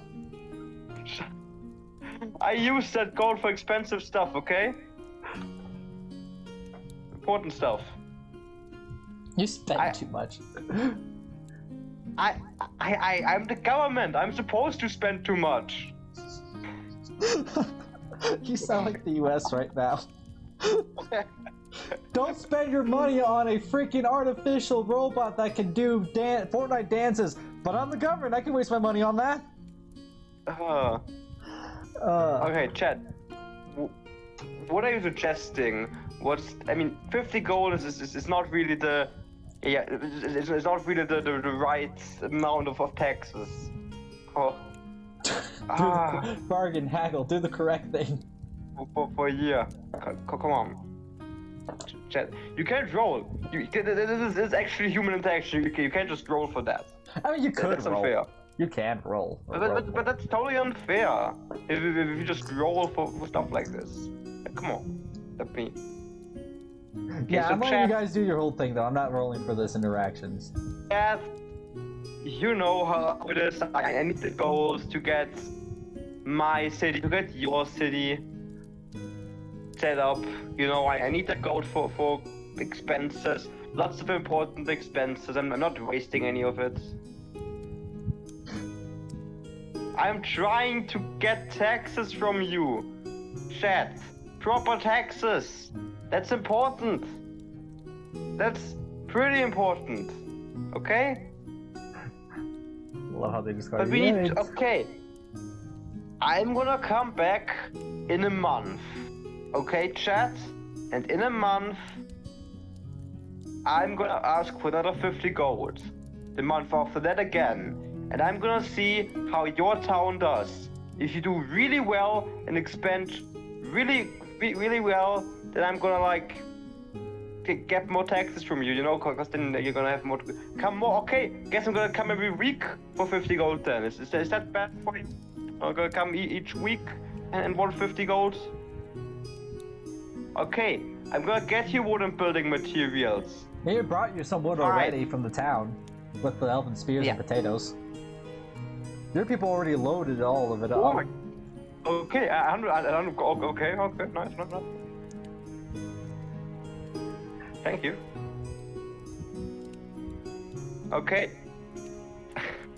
Okay. I don't know. Okay. Oh my. Oh. Okay.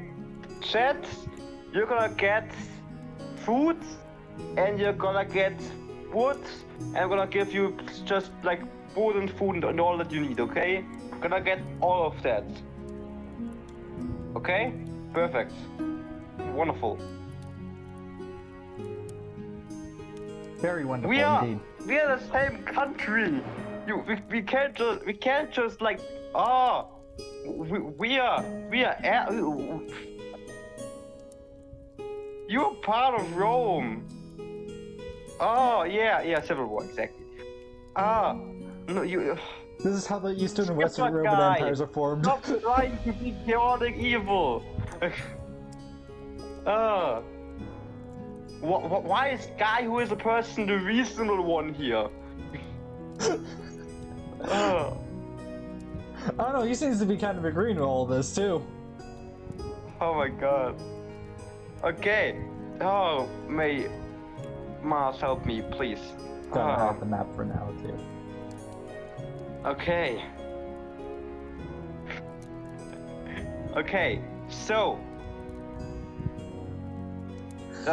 Chat. I'm gonna go now. I'm gonna get you your building supplies. I'm gonna get you lots of wood. I'm gonna get you lots of food. And once I get my shipment of stone, I'm gonna get you some stone too, okay? Yeah, so I think that's great for everyone. So I'm gonna be off then and go do my thing, and you're gonna stay here and properly get your town set up and hopefully get some expensive some defenses, right? Because we don't want you getting destroyed again. You know, this town is already kind of eaten up, isn't it? So get that stuff done, and then I'm gonna So okay, then I'm gonna be off. I'm just gonna get back on the cart. Just like okay. Right off, fast. You guys turn around, start riding off as fast as they can. The cart's kind of just barreling down. All the guys are like, hey, all your guys that came with you are hanging on to the car as best they can as you ride off. And Chad, as you're going out to hand out the spears, you know the spears are gone. You cannot find the spears anywhere. You don't even realize that the town villagers have already equipped themselves with the spears and already are at work with the building supplies and freaking farming equipment and everything like that. Like, and you're just looking around like, where the hell did everything go? Like looking under your shoe right now, like, where the hell did it all go? That's some actually good villagers. Wow. They're the Western Moorlands. They take any opportunity they can to thrive. It's good. Everything is automated. It's a good thing that everything is automated. Alright, we're gonna go with you real quick as you ride back to town, and as soon as you get back to town, we'll slow down there and I'll go back to chat over here in their little village and what they want to do. Alright, so you know, your caravan takes about a day or 2 days to get back into Rome. And as you're going by, you kind of go by that same place where you encountered the zombies. The bodies are still there. Even the men that were killed are still there. They have no signs of coming back to life. Okay, I want to stop there, and we're gonna loot them. Just quickly like loot them. But our men are gonna keep their clothes on, and then we're gonna take their bodies with us, so we can give them proper funeral at Rome. Proper burial. All right. Proper burial. They didn't really bring much of value with them. Maybe like a necklace that they wore that their mother gave to them as a child or whatever. And that's off. But they're gonna they can keep their clothes. But like we are poor, okay? We are poor, okay? We need this. We need this. So yeah. So you take anything of value. The spears that your guys already collected the spears from the night from when you guys got attacked by the undead already, and you load the bodies onto the cart and start riding back. They do stink a little bit since they've been out for a while and going through decomposition, so they do kind of smell. Yeah.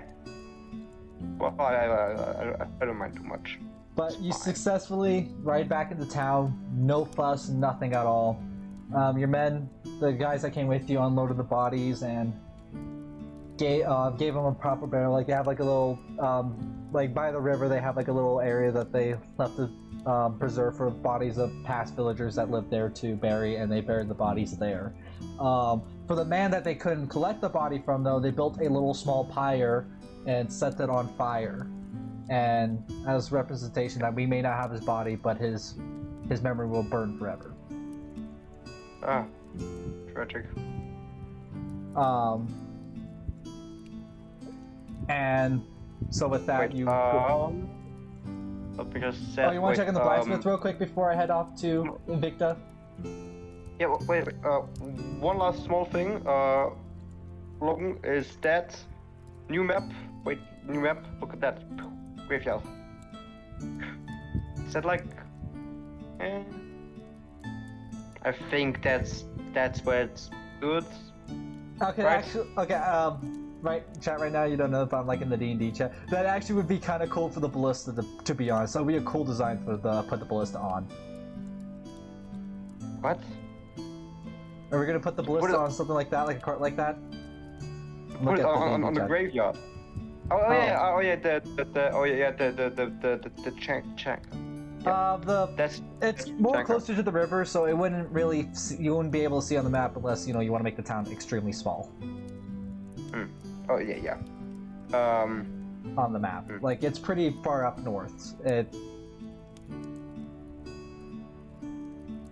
Okay, yeah. Then in that case, but that thing which you see right there is called a Chichanka. It's like a Ukrainian, Russian design. Pretty much just a card which pulls a machine gun. And I was thinking, why not do the same with ballista, right? Would be absolutely epic. And you can move it around almost everywhere too, and keep the Exactly, supplies near it, and all like the shots for right near at all times. It would be just perfect, and we would just like have this. And then, Okay. then we just to get some armor on there, and then we have a fucking tank. Alright, so you want to go check on the blacksmith before I head over to Chad and Invicta? Yeah, I was gone for like 4 days, I guess. Yeah, so 4 days. So let's see if anything came out so far. so you walk up to the blacksmith and he's really scrubbing at your armor, and he looks at you like 3 days. It's like he looks at you like, this metal is more tricky than I expected to be. It takes a bit of a unique talent to it. I'm learning it though. I finally got to the point where the rust is coming off of it. Apparently you gotta tamper with the metal before you clean the rust off, which is interesting. But this metal is pretty freaking strong. Losing tampering with metal would lose you damage the armor. It doesn't even do anything to this armor. This armor is pretty freaking good. I'll have it out, but now that I learned how to clean off the rust, I'll have it to you by tomorrow morning. Perfect. That's absolutely perfect. Okay. So that's great, and I guess I can end my task here, and you can go back to Invicta. Yep. Okay. So we're gonna travel. All the DEM is gonna travel mentally all the way back to Invicta. So we go back to chat in Invicta here. Since it's been a few days since Moreland left after dropping off supplies, 2 more houses have been built in that time. Your people are more concentrating on getting the farmland set up so they can get themselves self-sustained.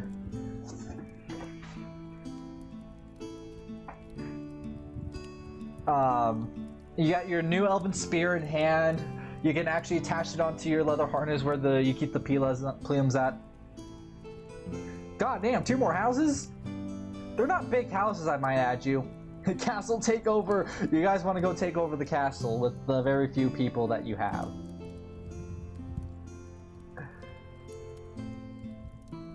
You're only like including, well, not like including yourself. There's only 12 people.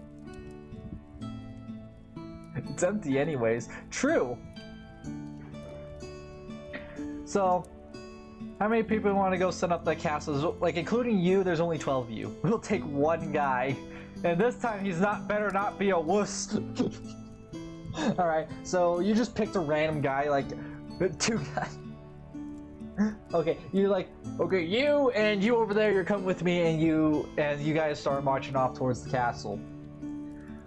Again, it takes you a few hours to reach the castle, and it looks still pretty empty. No one has even tried to take the castle while you're gone, which is very interesting. There's always someone fighting over a castle. The bodies are still there. At this point, they're gone through some decomposition. But the bodies are still there. Even as you enter the main hall, the body of the Right Queen is still there. Get the tables out of the way! Okay, so you and the 2 guys start bringing the tables out to the main courtyard and just piling it up, all the tables and chairs and all the table legs and everything like that. Use them for firewood. Okay, yeah, I agree with that. Okay, yeah. So you got them all piled up in a big pile. One of the tables are off, kind of set off to the side, on burning as firewood. And you're just throwing random pieces, like one of you guys are throwing random pieces of wood in there. He even like randomly just throws like a picture frame into the fire that was in the Great Hall. There are some torches around. Most of them still look like they're able to be relit. Maybe a handful, like, you know, maybe like 2 to 3 of them in the main hall alone are not able to lit, but down the hallways most of them are able to lit. So you go around the castle, go into each room, laying up the torches. Let's roll your perception real quick. And as you're lighting up one of the... flip the switch! Flip the light. With the spear in hand. Alright, as you're going along the halls, you find an armory in the keep itself, within the keep itself. And the armory still has half of its supplies. So like whoever was last in this castle kind of just left most of the supplies here. And oh, you won't see. Let's see if there's a good armor set in there for you. You do find some plate armor in there as well. It's not a full plate armor. You pretty much got the cuirass, a helmet, and both arms covered. Your legs are still pretty much exposed, but you got your whole upper body covered.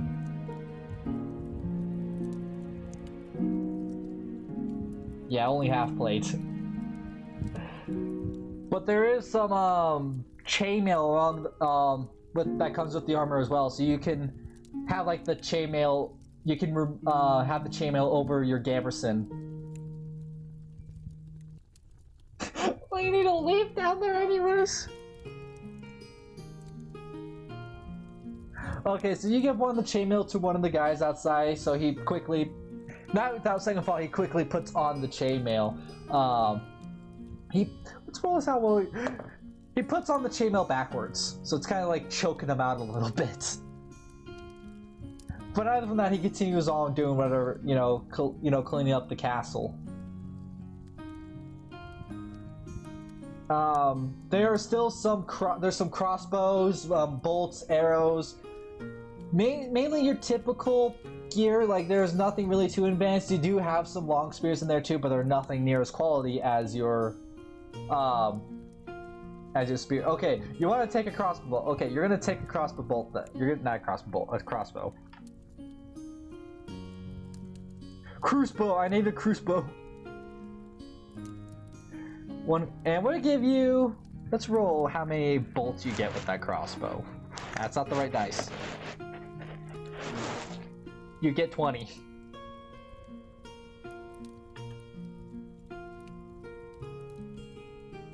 You got 20 bolts.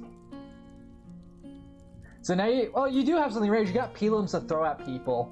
You got like 4 pilums you can throw at people. But now you got a crossbow.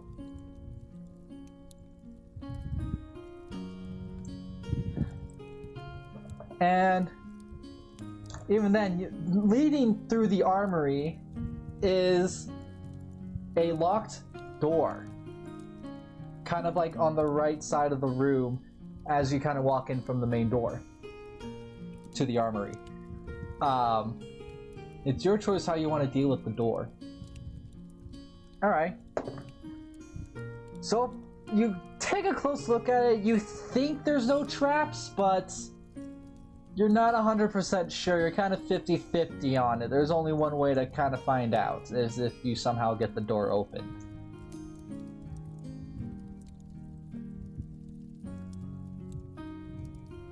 "50-50 is quite good."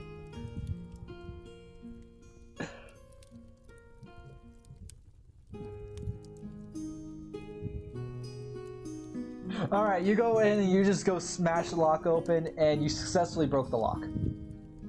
You successfully just slam your whole body into the lock. Your plate armor kind of made it feel awkward doing it, but you bust the door wide open, and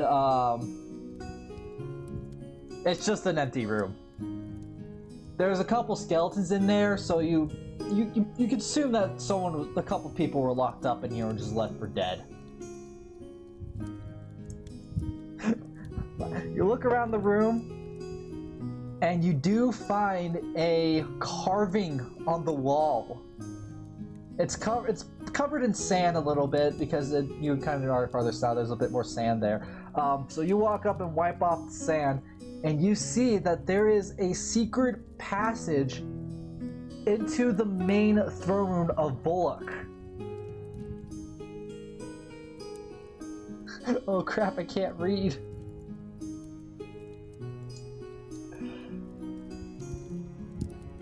There is a secret passage into Bullock itself without so, you could sneak in and assassinate the king. Oh, don't worry, Morlin. There's gonna be something cool you're gonna discover here soon. So you call one of your guys, tell him to remember this map, and he gets a piece, he finds a piece of wood, takes one of the daggers from the armory, and kind of chisel out the same map on a piece of wood that he broke off, that he chopped off on one of the tables you guys have outside, and makes an exact carving of the map on just this little piece of wood, and brings it outside with him. Take the throne.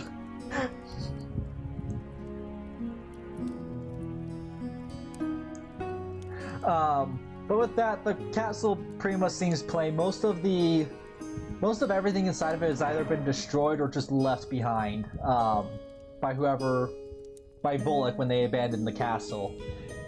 You can't be sure if they abandoned it because of the Reichling you killed, or they abandoned it before the Reichling even took over. There's no guarantee. All you do know is that they left some bodies here, and one of the people that died in that room carved out the map.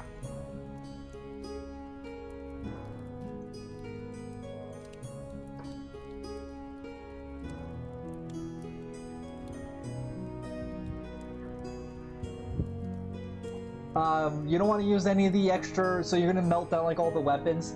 The only place, you don't have a blacksmith yet. The only place that really does have a blacksmith is Rome. Eventually you could build up your town, build up a blacksmith and get someone that knows blacksmithing, but so far you have no blacksmith.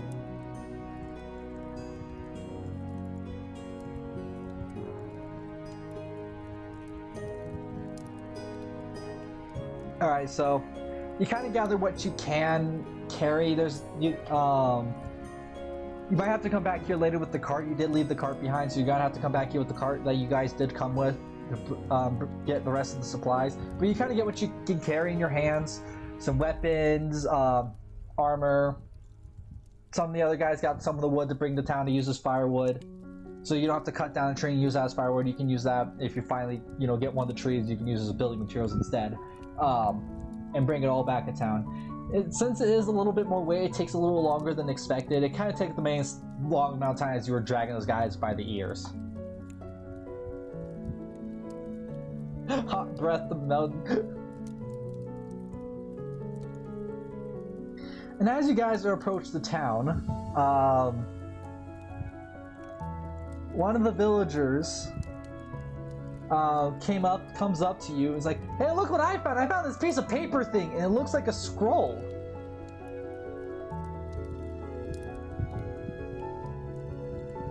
And the scroll, and he hands you the scroll, and runs off. He can't read, so he doesn't know what the scroll is.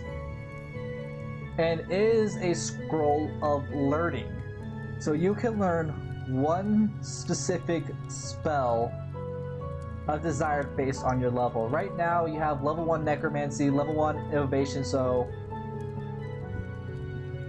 we learned wish.com. Well, so you want wish. So you can be like, I wish for this to happen, and it just happens pretty much.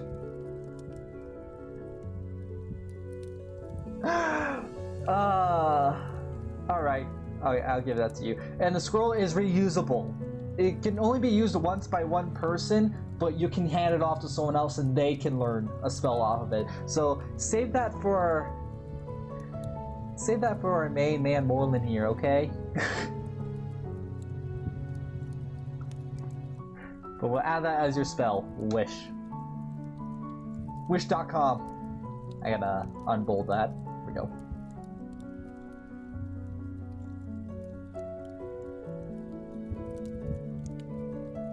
And now, so you may have multiple people in your head, in the head of the person. You're still one guy. You're all stuck in one body. So one body, one spell power up.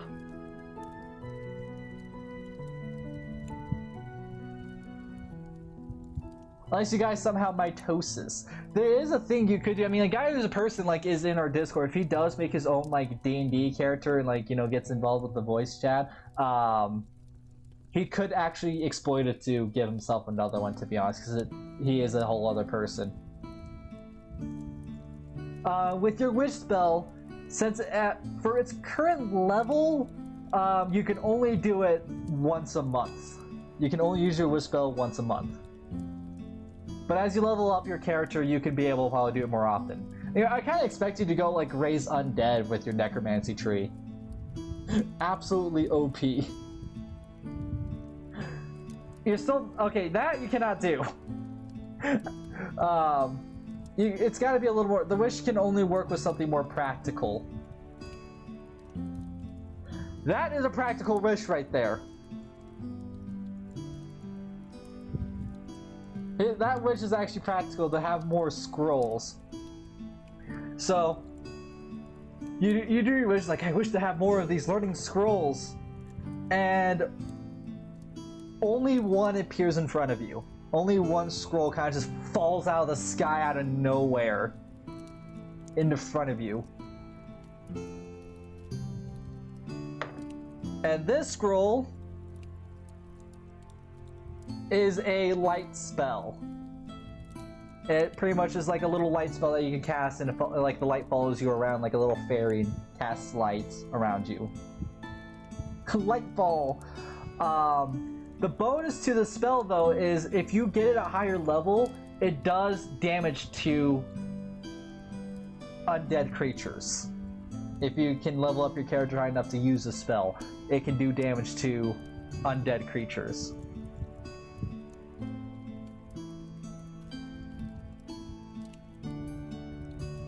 So there's a bonus in that. So you learned a light spell. Gotta add that in.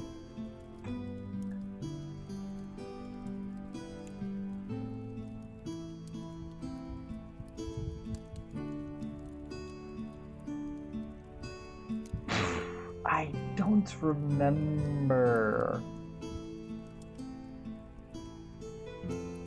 Not just because I don't remember. Let's put it in divination. Let's put it in divination or divination. I can't say the word. Divination. Which I think.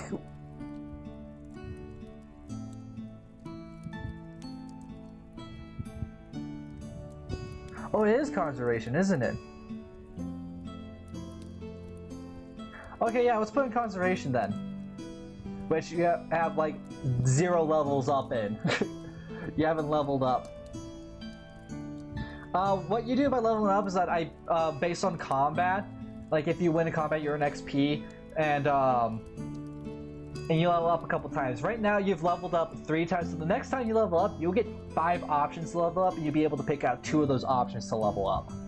So as you level up more, it will kind of expand how many times you can level up. It can get up to like 7. You can up to 6. You can level up like the 6 items at a time. To a point, you can level up like 6 different items out of 10. You could train for a month, but it's harder to do alone. You could go to a school and learn that, but you have to travel pretty far. Like if you want to go to a school and learn like some new magic spells or some training, Arcadis is a great school to learn magic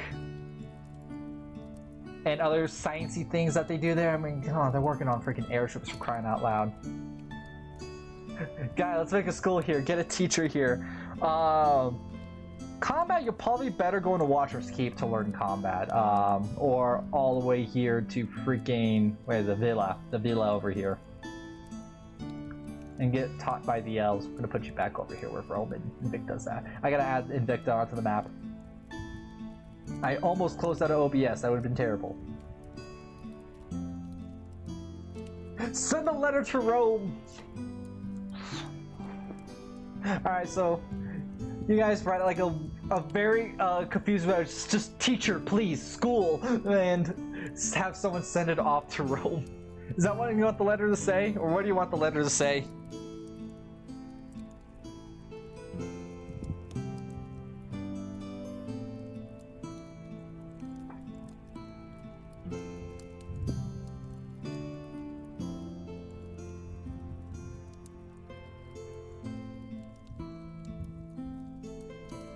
Silence.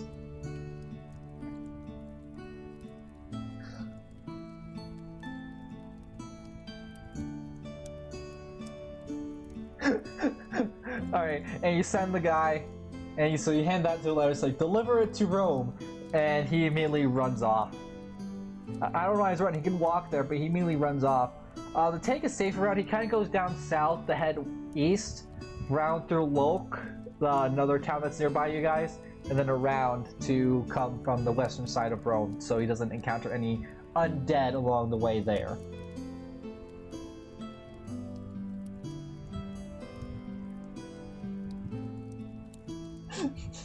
Make him run.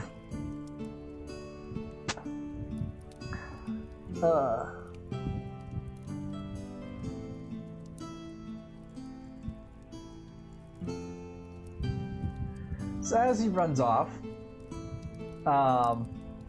he does get chased. No, man from Zelda. Gotta train them late. No, he does get chased by a pack of wolves, but he manages to outrun the wolves. He's bucking it. That man's gone.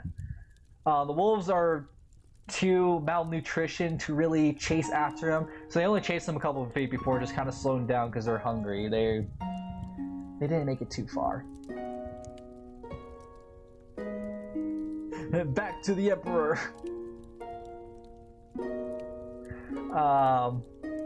With your animal handling, you could probably try to tame one of the wolves and keep one as a pet. Oh, why does they get all the cool stuff? They get magic scrolls and secret tunnels and wolf pets. What? Also got dogs there. Oh my god. Don't worry, you'll get your own fair share of cool items though. You'll get your fair share of cool items. Actually, they do get a really cool item because that necklace they got is pretty kick-ass. You'll see why later.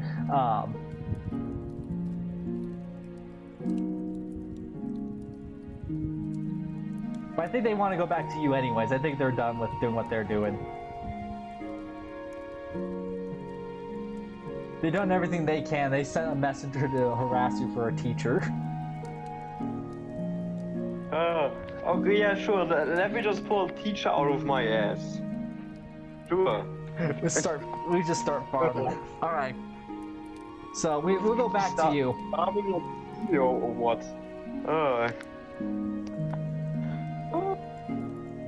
These people are just Why do I have to deal with this?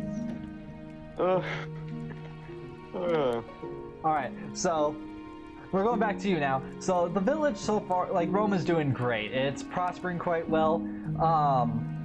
Let's roll this. is the way to our northern neighbors? I forgot the name. Oh my god. So you did get news Uh, that production has slowed down a little bit since the invasion from Volok into Armenia has been happening. Yeah, Armenia. Is the bridge to Armenia finished? So is that? So last time they almost got the project finished, but due to the invasion of Armenia, they left the project to be finished to you. Which some of your people, already been working on it, but the progress is going a little slow. If they just, like, okay, sure. Do we get materials from them, or do we have to even get those ourselves? Let's roll that real quick. So you're standing at the bridge trying to figure out how to get this done. And on the other side of the bridge, there are still materials left over. If you build like a little small, like a temporary bridge, like a temporary platform to connect the bridges to each other, you can go over there and grab the supplies. Okay, so I guess we're gonna get like a small temporary thing over there to get the materials and then just continue building. Okay, I'm gonna dedicate like lots of manpower just to finish this bridge, because that's gonna be great for us, for just trading and people getting over to us, maybe, who knows, and just like overall just even having this just as an escape route. Yeah, but don't be. But so, be warned, if you do lose Rome, Armenia is gonna have some crazy repercussions on that. Yeah, but probably. But I mean, let's see. Let's just get this thing finished first. Alright, so you guys kind of cut down a couple trees and build a makeshift bridge and just drop the bridge onto the gap between the two ends of the bridge so they can walk over and start grabbing the supplies and finishing up the bridge. So it's like a stone bridge, I assume? Yes, it is a stone bridge. The stone frame has been kind of set up. All left is like adding the wood in the, like it's like a stone wood bridge. Like the frame of like the outside frame is all stone, but like the main bridge the part you walk on is made of wood with stone supports.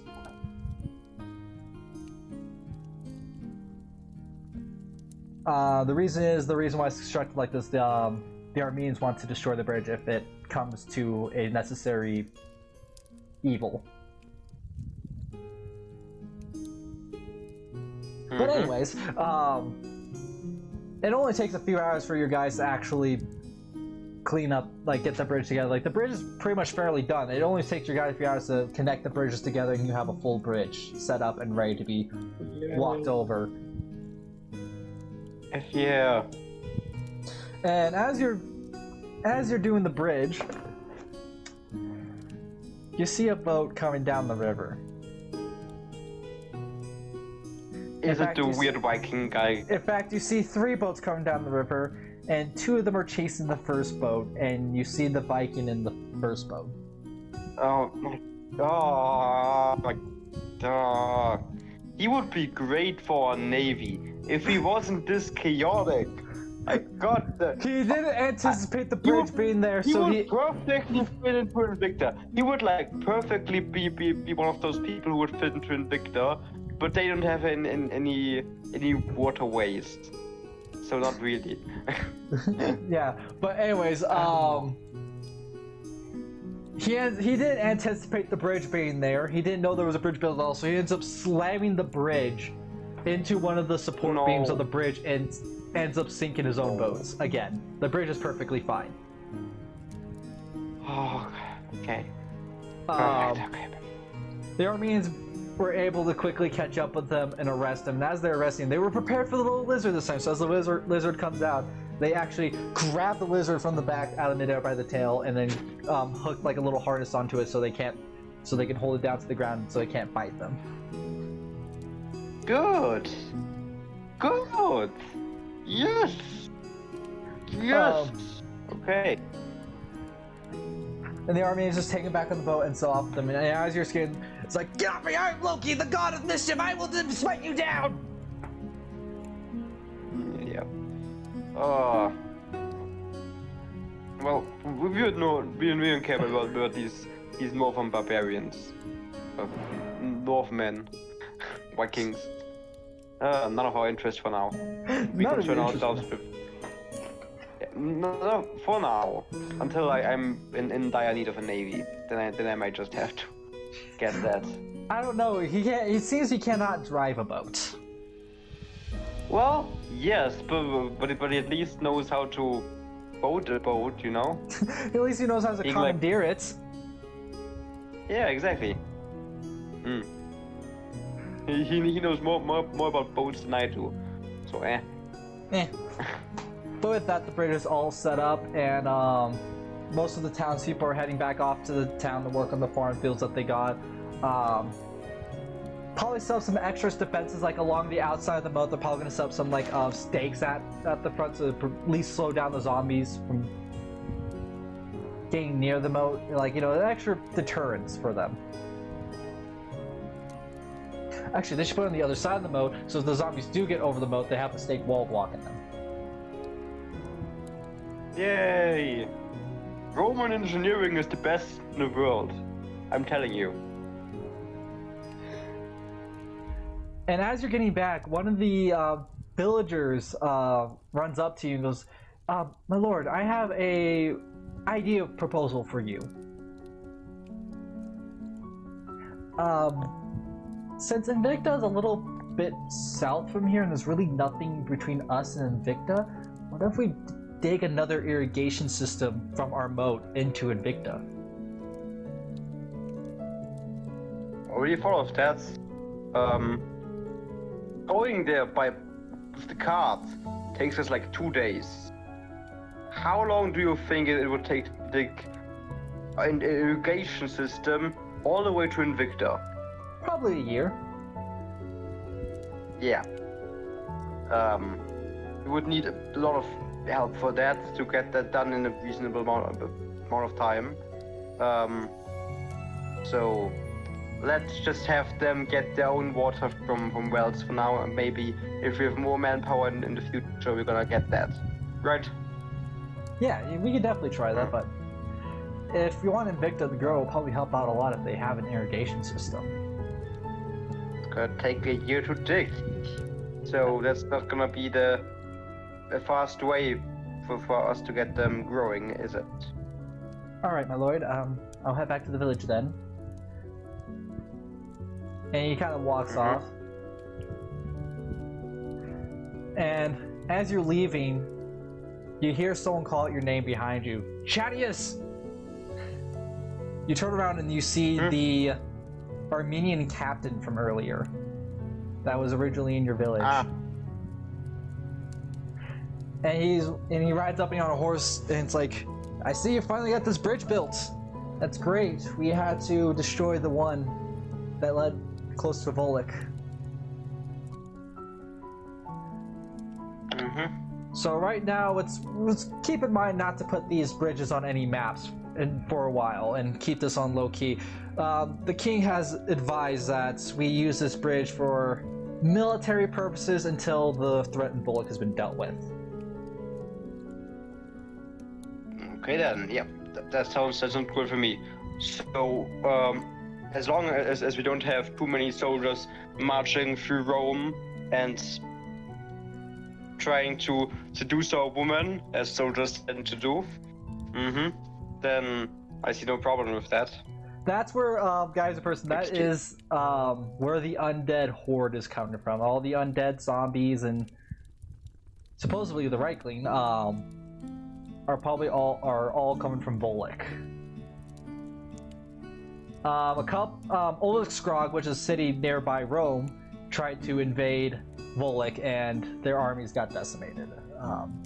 Only a handful of them made it back.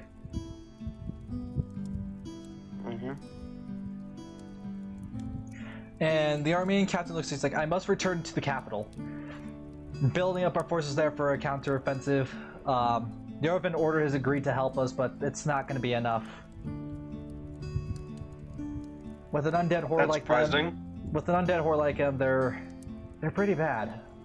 We've dealt with worse, but this is going to be one hell of a shit show.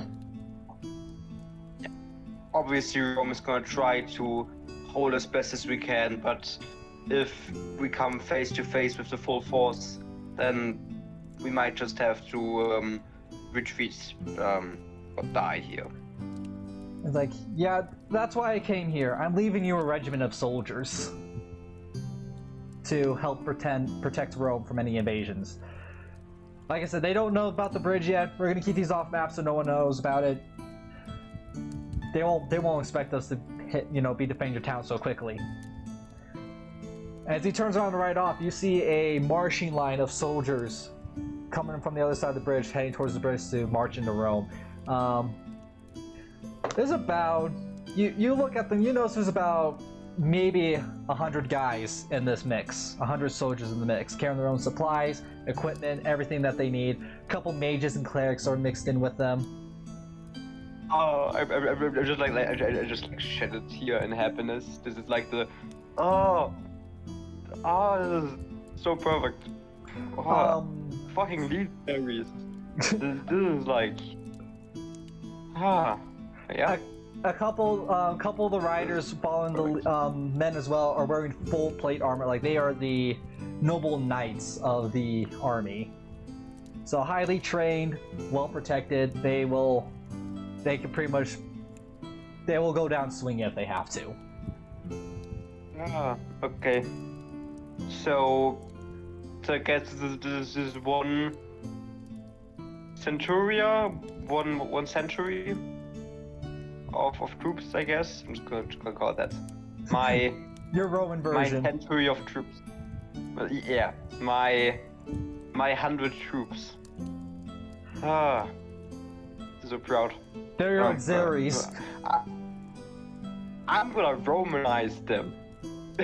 You're gonna convert them to fight for Rome and live there. Yeah, obviously I'm gonna order my woman to seduce them, so they have wives here and they have to stay. They have to become Roman, you know? For real, not gonna lie, I want to test our might against the knights.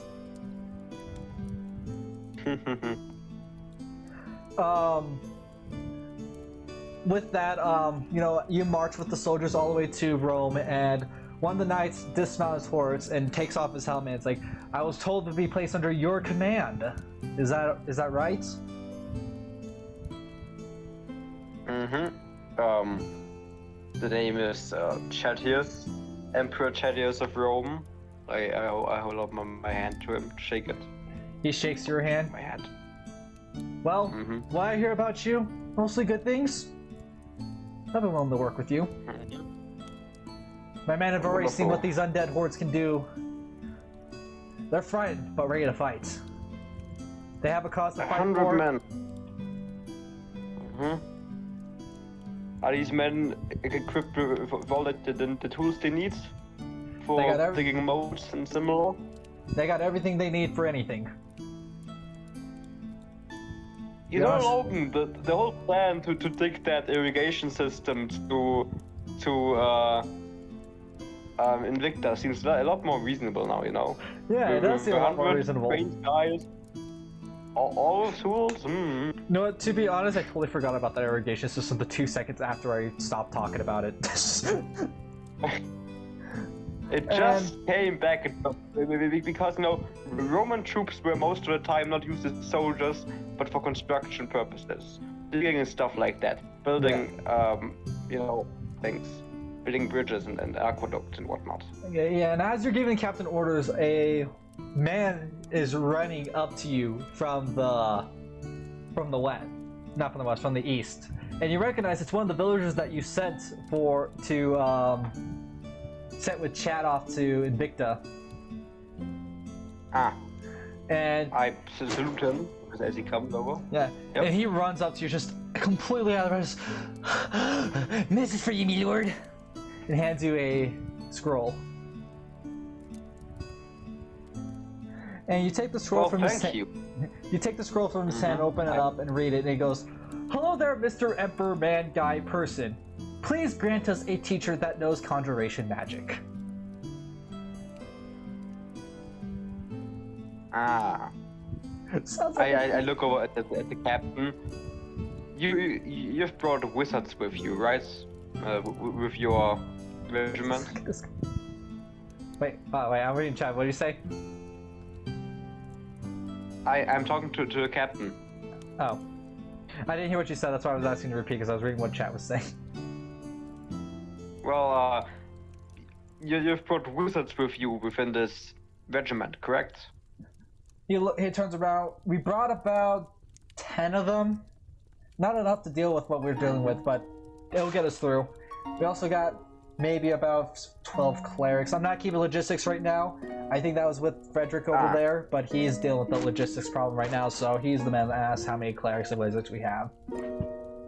Okay. The wizards.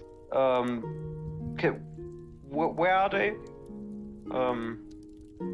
They're in the back of the line right now. They're in the back of the regimental line. They should be up here in a minute with the rest of the regiments. Yeah. I'm gonna go in.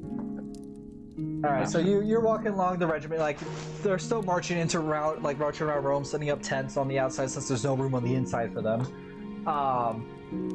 As you approach the back, you see about 10 wizards and 20 clerics, actually. Yeah. And the wizards are kind of like a mix of like medium heavy armor. Like they got like some chainmail mixed in with plate armor to protect them. Like they're kitted out and they got some robes over the armor. I walk up to the wizards and salute them. And they all look at you. One with the big beard, the stroke in his beard is like, "What do you want, lad?" Name is Emperor Chatius Aurelianus for you, peasant. Yeah. So you're wizards, part of this regiment? Right. We're part of the 20th Regiment right here. You now stand under my command. Yeah, we read the reports. Good. You Western Warlanders, I don't know what the Armenians see in you. But we're at your command. I wouldn't consider myself Western Warlander. I am Roman, not Western Warlandish. Roman, you're in the Western Warland. Tell me that I'm Western Warlandish one more time, and I'm gonna go feed you to sharks. I am Roman, nothing less.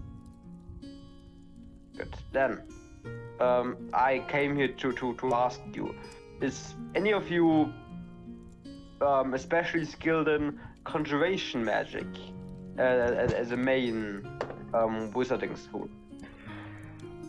He looks at it, she's like, all of us here are trained in conjuration magic and many forms of other magic. We wouldn't be using necromancy on the undead, but the necromancy have a protection against, the undead hordes have protection against them against necromancy. We can't turn the undead against each other, so necromancy's out the window. That's something only very high level classes can do. Yeah, so you're all training in conjuration, perfect. Well, I got a job for you. One of you actually, very easy job. It won't be anything hard. I have a town just south of here set up to expand Rome, and I have someone there, a good and respected friend of mine, who is interested in learning more about conjuration. If you go there and just do some simple teaching and show him how the whole thing works, you'll be rewarded with not having to do any work here, actually. All you will have to do is go there and teach him some conjuration. Perfect, right? So he nods his head. Fine, I'll get a small group of men to escort me and 2 other wizards there. I just smacked the microphone. 2 other wizards there. Sure, so 3 wizards, and you can take a few men with you. Not too many, I'm gonna need them. Alright, he walks up. Yeah, there's like 15 the foot soldiers kind of marching in, kind of pick them up from the back. 2 clerics, and him and 2 other wizards go off with the regiment off kind of towards the east, away from Volok, so they don't have to deal with that. But just as quickly as they left. They have an efficiency going. I'm sending you cool stuff. Oh, they can hear you. They know. They just have their own conversation over here. Hell yeah. Oh, that's why I was distracted earlier, because like I'm just reading their chat. Like, how many baguettes would you to fill plate armor in your opinion? Sounds like a Discord mod. Okay, to answer that question, it depends how big the baguette is. If you get one of those really big ones, yeah, it's been like 17, but okay. So yeah, 16, 7. Yeah, whatever. Okay, so that's that. Now I'm gonna go. The men are not gonna like this. I vaguely suspect that these trained soldiers are not gonna like being in the mud for days and weeks on end. But whatever. So you got so all the men. So the captain's already the captain that you talked about digging out. You go up to the captain to talk about the irrigation system, and the men are already getting ready to build tools, but they were going to dig out like little outer trench systems from the main town, so they have a line of defense, so they're not completely exposed if they're attacked. But with that news, he quickly runs off and tells the men most of the guys start digging the irrigation system out of the town, and dig another moat. Just telling them to dig in that direction, dig out from this point, and just like on the right side, I guess, but like the water flows through anyway. So like just dig. They're gonna probably expand the moat so more water can flow through, and then just dig south. Actually, at some point, chat should tell you that they found an abandoned castle, and you can actually probably place some Armenians in that castle, giving a huge flank on the enemy. They should probably tell me that. Well, you haven't seen it. Well, you could probably tell me about the castle you found, which is totally empty. They sent the letter after they found the castle, abandoned, but they only sent about the freaking net. I came down to them after they already cleaned up the castle. I was with them and they didn't even tell me a thing. But at that time, they don't know if it was going to be remanned by the Volok or anything like that. They didn't know if there was more dangers within it, so they didn't want to say anything. Probably didn't want to say anything until afterwards. But now that they did clear it out, they could have put a letter in that they found a castle that they could take over completely. Maybe that would be a good idea. They actually could have brought you the scroll so you can learn a magical spell. Yeah. Okay. So, chat. I am being like, I'm like sending you stuff, like food, material, a wizard for your teaching stuff. I'm digging an irrigation system to you, and you're like, haha, I'm not gonna do anything for Rome. Fuck that. Okay. Now I'm gonna have to raise taxes. Okay. So, what's gonna happen now is that I'm gonna have all of these soldiers digging all day, getting my people in there, getting everyone who can dig into there, so we can get this thing done as fast as possible. We're trying to keep our heads on our shoulders, chill. Everyone's gonna be working on this, and as everyone's starting to dig the irrigation system, they're gonna wait until after they dig it out before they dig the pathway so the water can siphon through it, so they don't get flooded out. Okay, that makes sense. But I mean, if there was water, it would maybe be easier to dig, wouldn't it? Because the water would be like weakening the soil to Well, they're going to encounter a lot of limestone anyway, so you can use that limestone actually as a wall. You can start using limestone to build up bricks of walls, but the water it'll make it difficult to dig out the limestone because the water would get in the way of that, and the water won't do anything to the limestone. So I guess we're gonna have to use the limestone and we're just gonna get the limestone for like wall expansion, I guess. Yeah. So the wall we have set up should just like strengthening that wall, making it just better. I like chat's reaction to everything that's going on. Okay, but as the people are starting to dig everything out, your blacksmith comes up behind you and hands you the plate armor.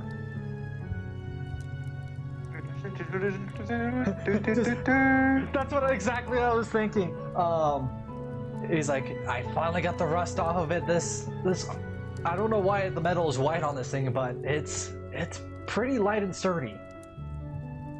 And he hands you the plate armor, and he's like, I also crafted a helmet and some shoulder pads if you want to go with it.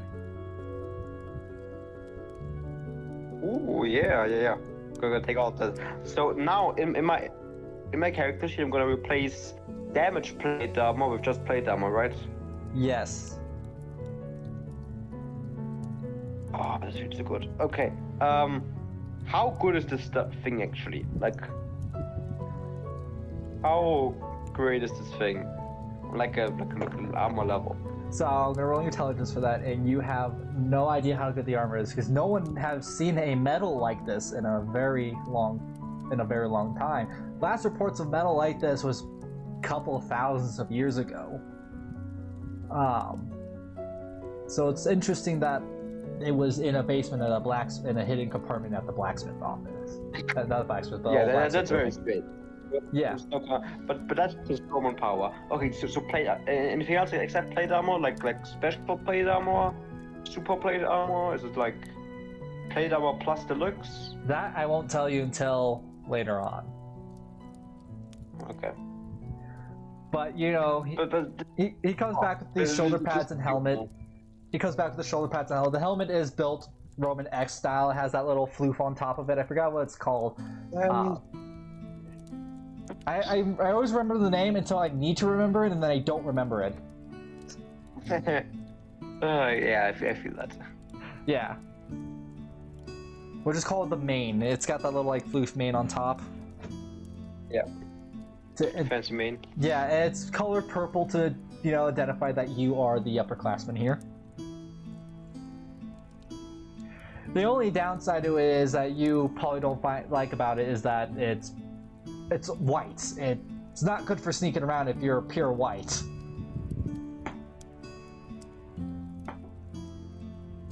You could get some dirt on there and like scrub, like a little bit dirty to make it a little bit more darker. But I know that the armor feels quite comfortable on you. You feel more content. It kind of feels like you're not even wearing armor. Wow, it's so light. It's perfect. And well, this is just incredible. Let's roll your perception. Oh, so as you're testing, okay, I rolled your perception. As you're like checking out the armor, moving around, bending, you realize the armor is flexible. So with the normal plate carrots, you're not really able to bend your full body down like all the way because the metal plate kind of like stops that. The armor actually has some flexibility in it, so you can bend more. You can actually have more movement. So like if you want to do an overhead swing, it's more easier to do that even with the plates on, the shoulder plates on. So like you're basically wearing plate armor with the effect of not wearing it, pretty much. It's like you're not wearing it for how flexible you're able to move. Ooh, okay. So I am as flexible, but with cool armor. I'm just gonna call it flexible plate. Flexible plate armor. Flex. I'm just flexing with this thing. Okay. Nice. Cool. As you're trying out your new armor, one of the Armenian scouts reported that there's a group of people approaching you from the east this time. You're from the east, so maybe it's our allies from the one random town. Okay then. You walk out, towards the drawbridge, and you notice it's a bunch of civilians. Oh, new workers.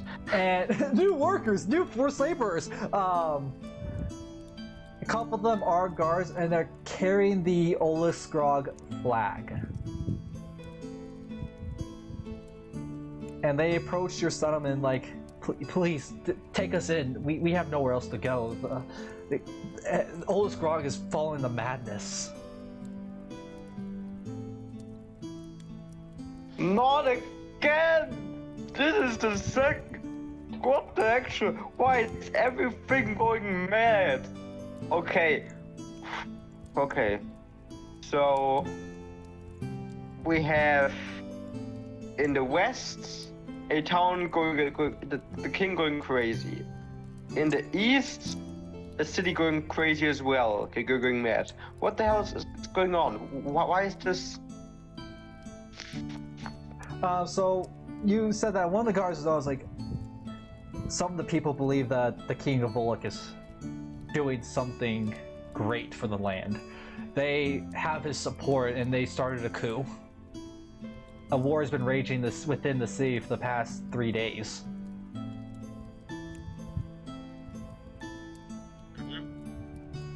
We got what we can out of there, but there's... I don't know where else to go. No one else will take us in. If we walk down to Titchog down the south, we'll probably just be executed and put in slave work. Well, you're not gonna get put in slave work here. You're gonna live a good and happy and long life. Anyway, get to digging, bitch.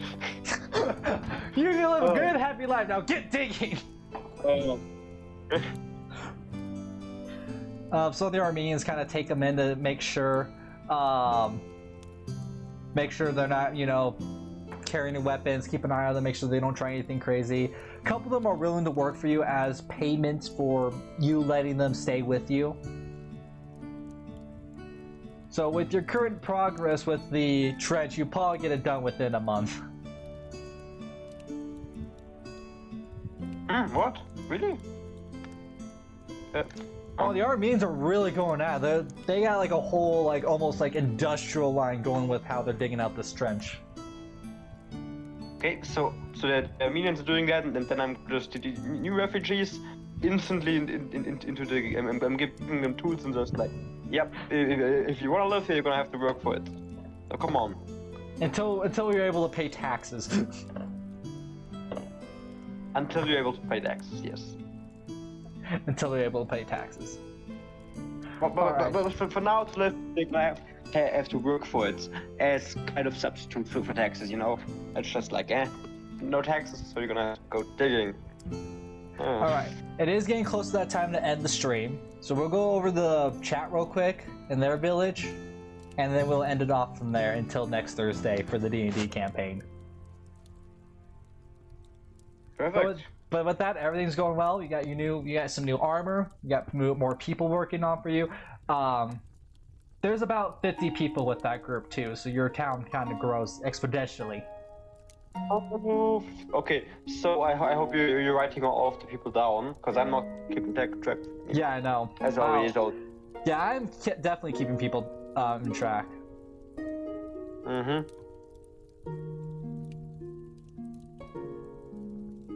Okay then. You're teaching. You can't just teach your. Okay, yeah, you can teach. Okay, yeah. Then I guess back to you, people. All right, back to Invicta, chatting in Invicta chats. Now back to you. Now back to you, Normal. Forgot how it goes. Okay, anyway, so you guys. Most of your villagers so far have been doing great. You cleared out that whole castle. You collected most of the materials, weapons from there. Most of the town's villagers are armed with some form of weaponry, especially with the 10 elven long spears that they got there. Your town's basically armed, defended, ready to go. They just the lack of walls. Chad, you've probably been spending your whole time in the freaking castle playing King of the Castle. You're just sitting on the wall. Any villager comes by, your mother was a hamster and your father smelled of elderberries. That's what I feel like you guys were doing this whole time after the castle was cleared out.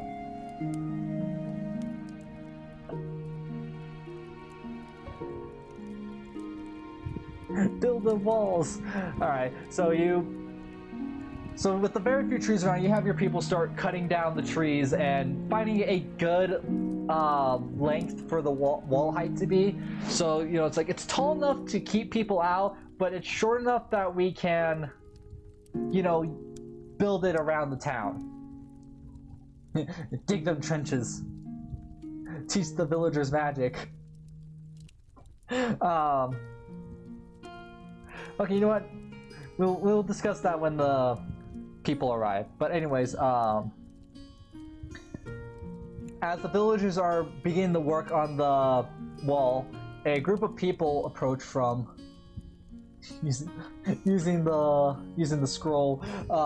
A group of people approach from the south, and it's a bunch of It's a few Armenians. And one of the big beer shows up. You're like, I was told to come here to teach some people some magic. So who's I gotta teach magic around here? Some conjuration. Who art thou? My name is not important. I'm just here to do what I was assigned to do.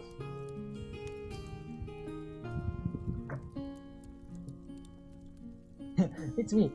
Alright. You want to learn conjuration magic? Teach me magic. You teach me magic. Alright.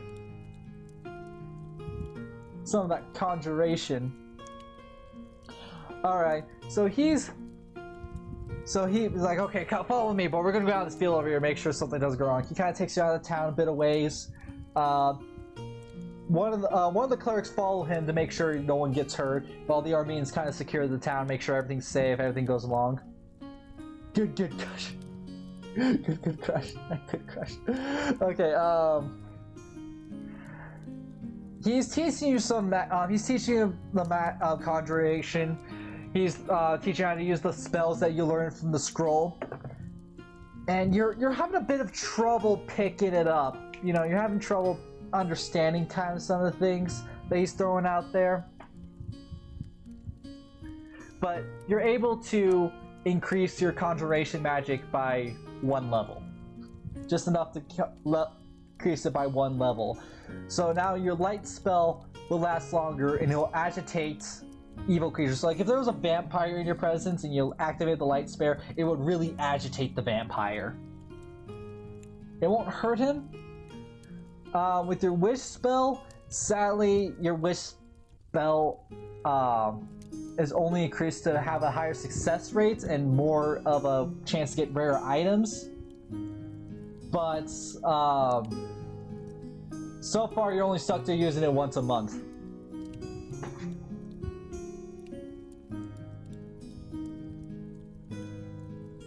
And you use it to get that 1 scroll earlier, which is... You still have a while to go before you get to use it again. But as the wizard's teaching you, but as you guys are getting packed up, getting ready to go back to the town, one of the Armenians shows up like, sire, we found a castle a little bit to the west from here. I don't know if these villagers know about it, but it looks completely empty. And he's sitting there looking at the guy. He looks at you and goes, "You know anything about that castle to the west?"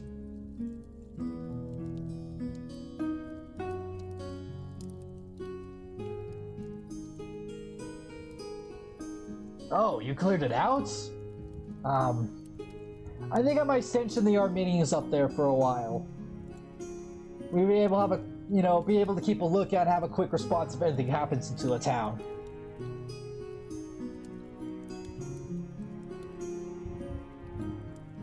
Yeah, sure, go for it.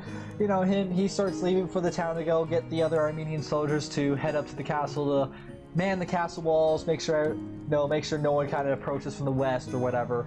And hey, dude, the wooden thing. Oh, the secret map. That's right. And as they're getting ready, one of the guys were looking at the head on the side of town like, is that a Reichling? And the wooden board is next to the Reichling head. You guys kind of just place the wooden board next to the Reichling head so you don't forget about it. And all the Armenians are gathering around just looking at the Reichling head. It's like, you guys killed this thing, didn't you? How did you kill one of these things? I don't know if that's arrogance or actually that was how easy it was for you, but yeah. Just a stab. And then they did. These things are losing too quick before we lay a hit on them. You gotta be really fast to kill one of these things, and you're faster than it probably, if you killed it. And one of them picks up the wooden board, and the wooden board next is like, what's carving of this? What's this carving?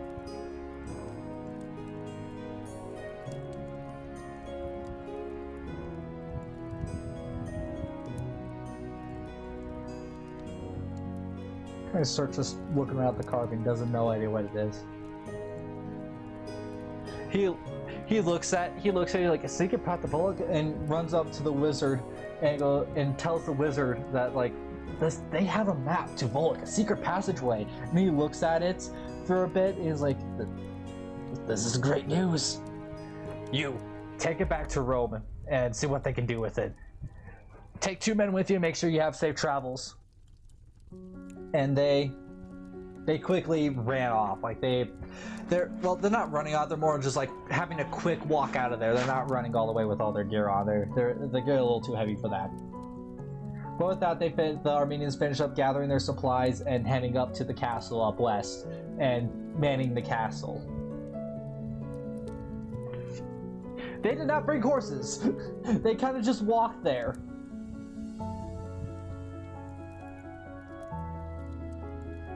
Nah, they're really just like Romans, aren't they? They're just Romans. Come on, say it, Logan. Armenians are Romans. They should be Romans. They should be integrated into the Roman Empire. We should conquer them until they're strong enough, obviously. Let's teach magic to villagers. Okay, so you got so you tried teaching magic to the villagers, and one of the mages did stay back to teach the villagers magic, and only one of the villagers managed to pick up on the magic, or managed to pick up anything. And right now, let's roll what the villager learns.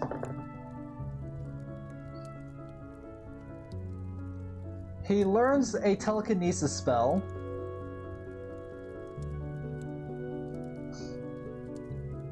Yeah, okay, yeah, you get the scroll, he learns a bit of magic, and he learns a telekinesis spell that he's able to pick up objects. He can kind of lift a person, but enough to knock him over, like just enough like to trip him if he wanted to. But either from that, he probably can, like the easiest thing he can pick up with his telekinesis spell is pretty much a thing that's the size of a bucket. So he could probably pick up multiple freaking arrows at once and launch them into people if he really wanted to. And a spear.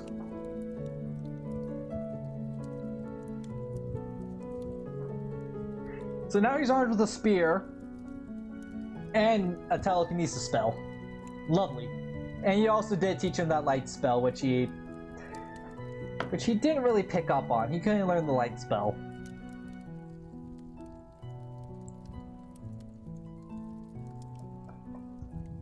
Don't forget to send the scrolls with you. Alright, what would thy letter say?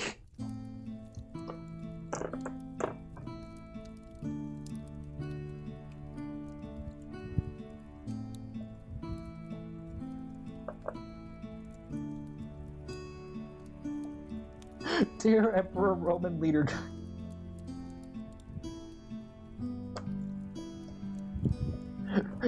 Hey, Emperor man, we found castle, we cleared it out. And sent it. It's just like a courier Siri. Okay, so the guy that you sent to Rome before, because he came back. The guy that you sent to Rome before, he takes the letter and the scrolls and immediately starts running off again, running his little legs. Oh, and the head. And he has to turn around, run back, grab the head, and then runs off with the head. Probably should have sent that with the Armenians, to be honest. But anyways, but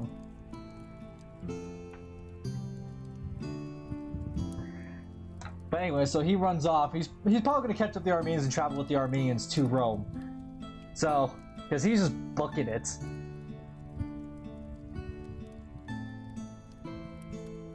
Oh, head stays. He has to run back again and throws the head over to you guys and then runs off back to it. This poor man's been running back and forth.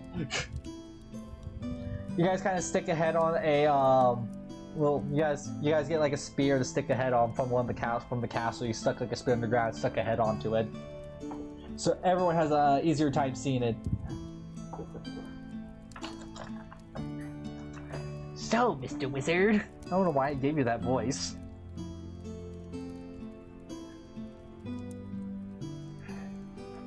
He strokes his beard for a little bit. And he's like, not much right now. Let me get back to you later though, once we get all set up. I might be able to teach you something.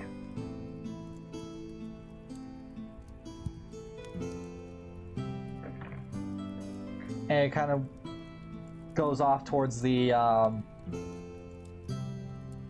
castle, leaving you guys to your own devices. With that, everyone is set up. Any last words, chat?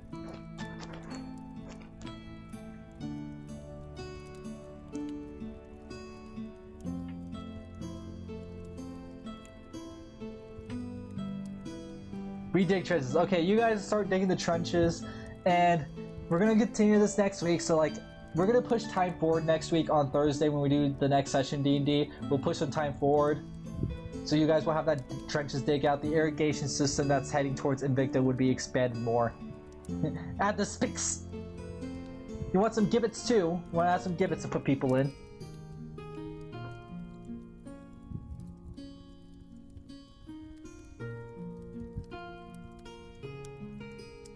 I'm going to go to the recap and re-add all of this in. So I'm going to add everything in the recap in.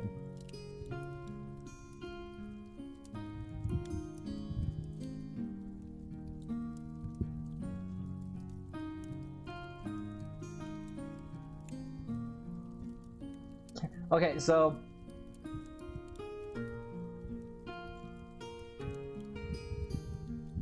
ever since we started D&D, it's been every Thursday. I think this is either week 5 or week 6 of doing it. I recorded all for like barely 4 weeks maybe. I'm not sure. 3 weeks. 3. I got all the bots. Sure. I saved all the bots, so I could just look at it and figure out later. It doesn't matter anyway. I'm still the main character, chat. I am the main character. I am. 11 out of 10. And it's funny too, because like I said, I had a whole campaign planned out for all this, and you guys kind of just took it in a whole other direction, did your own thing, and this is quite fun having you guys doing your own thing instead. I just got to make sure things flow very nicely.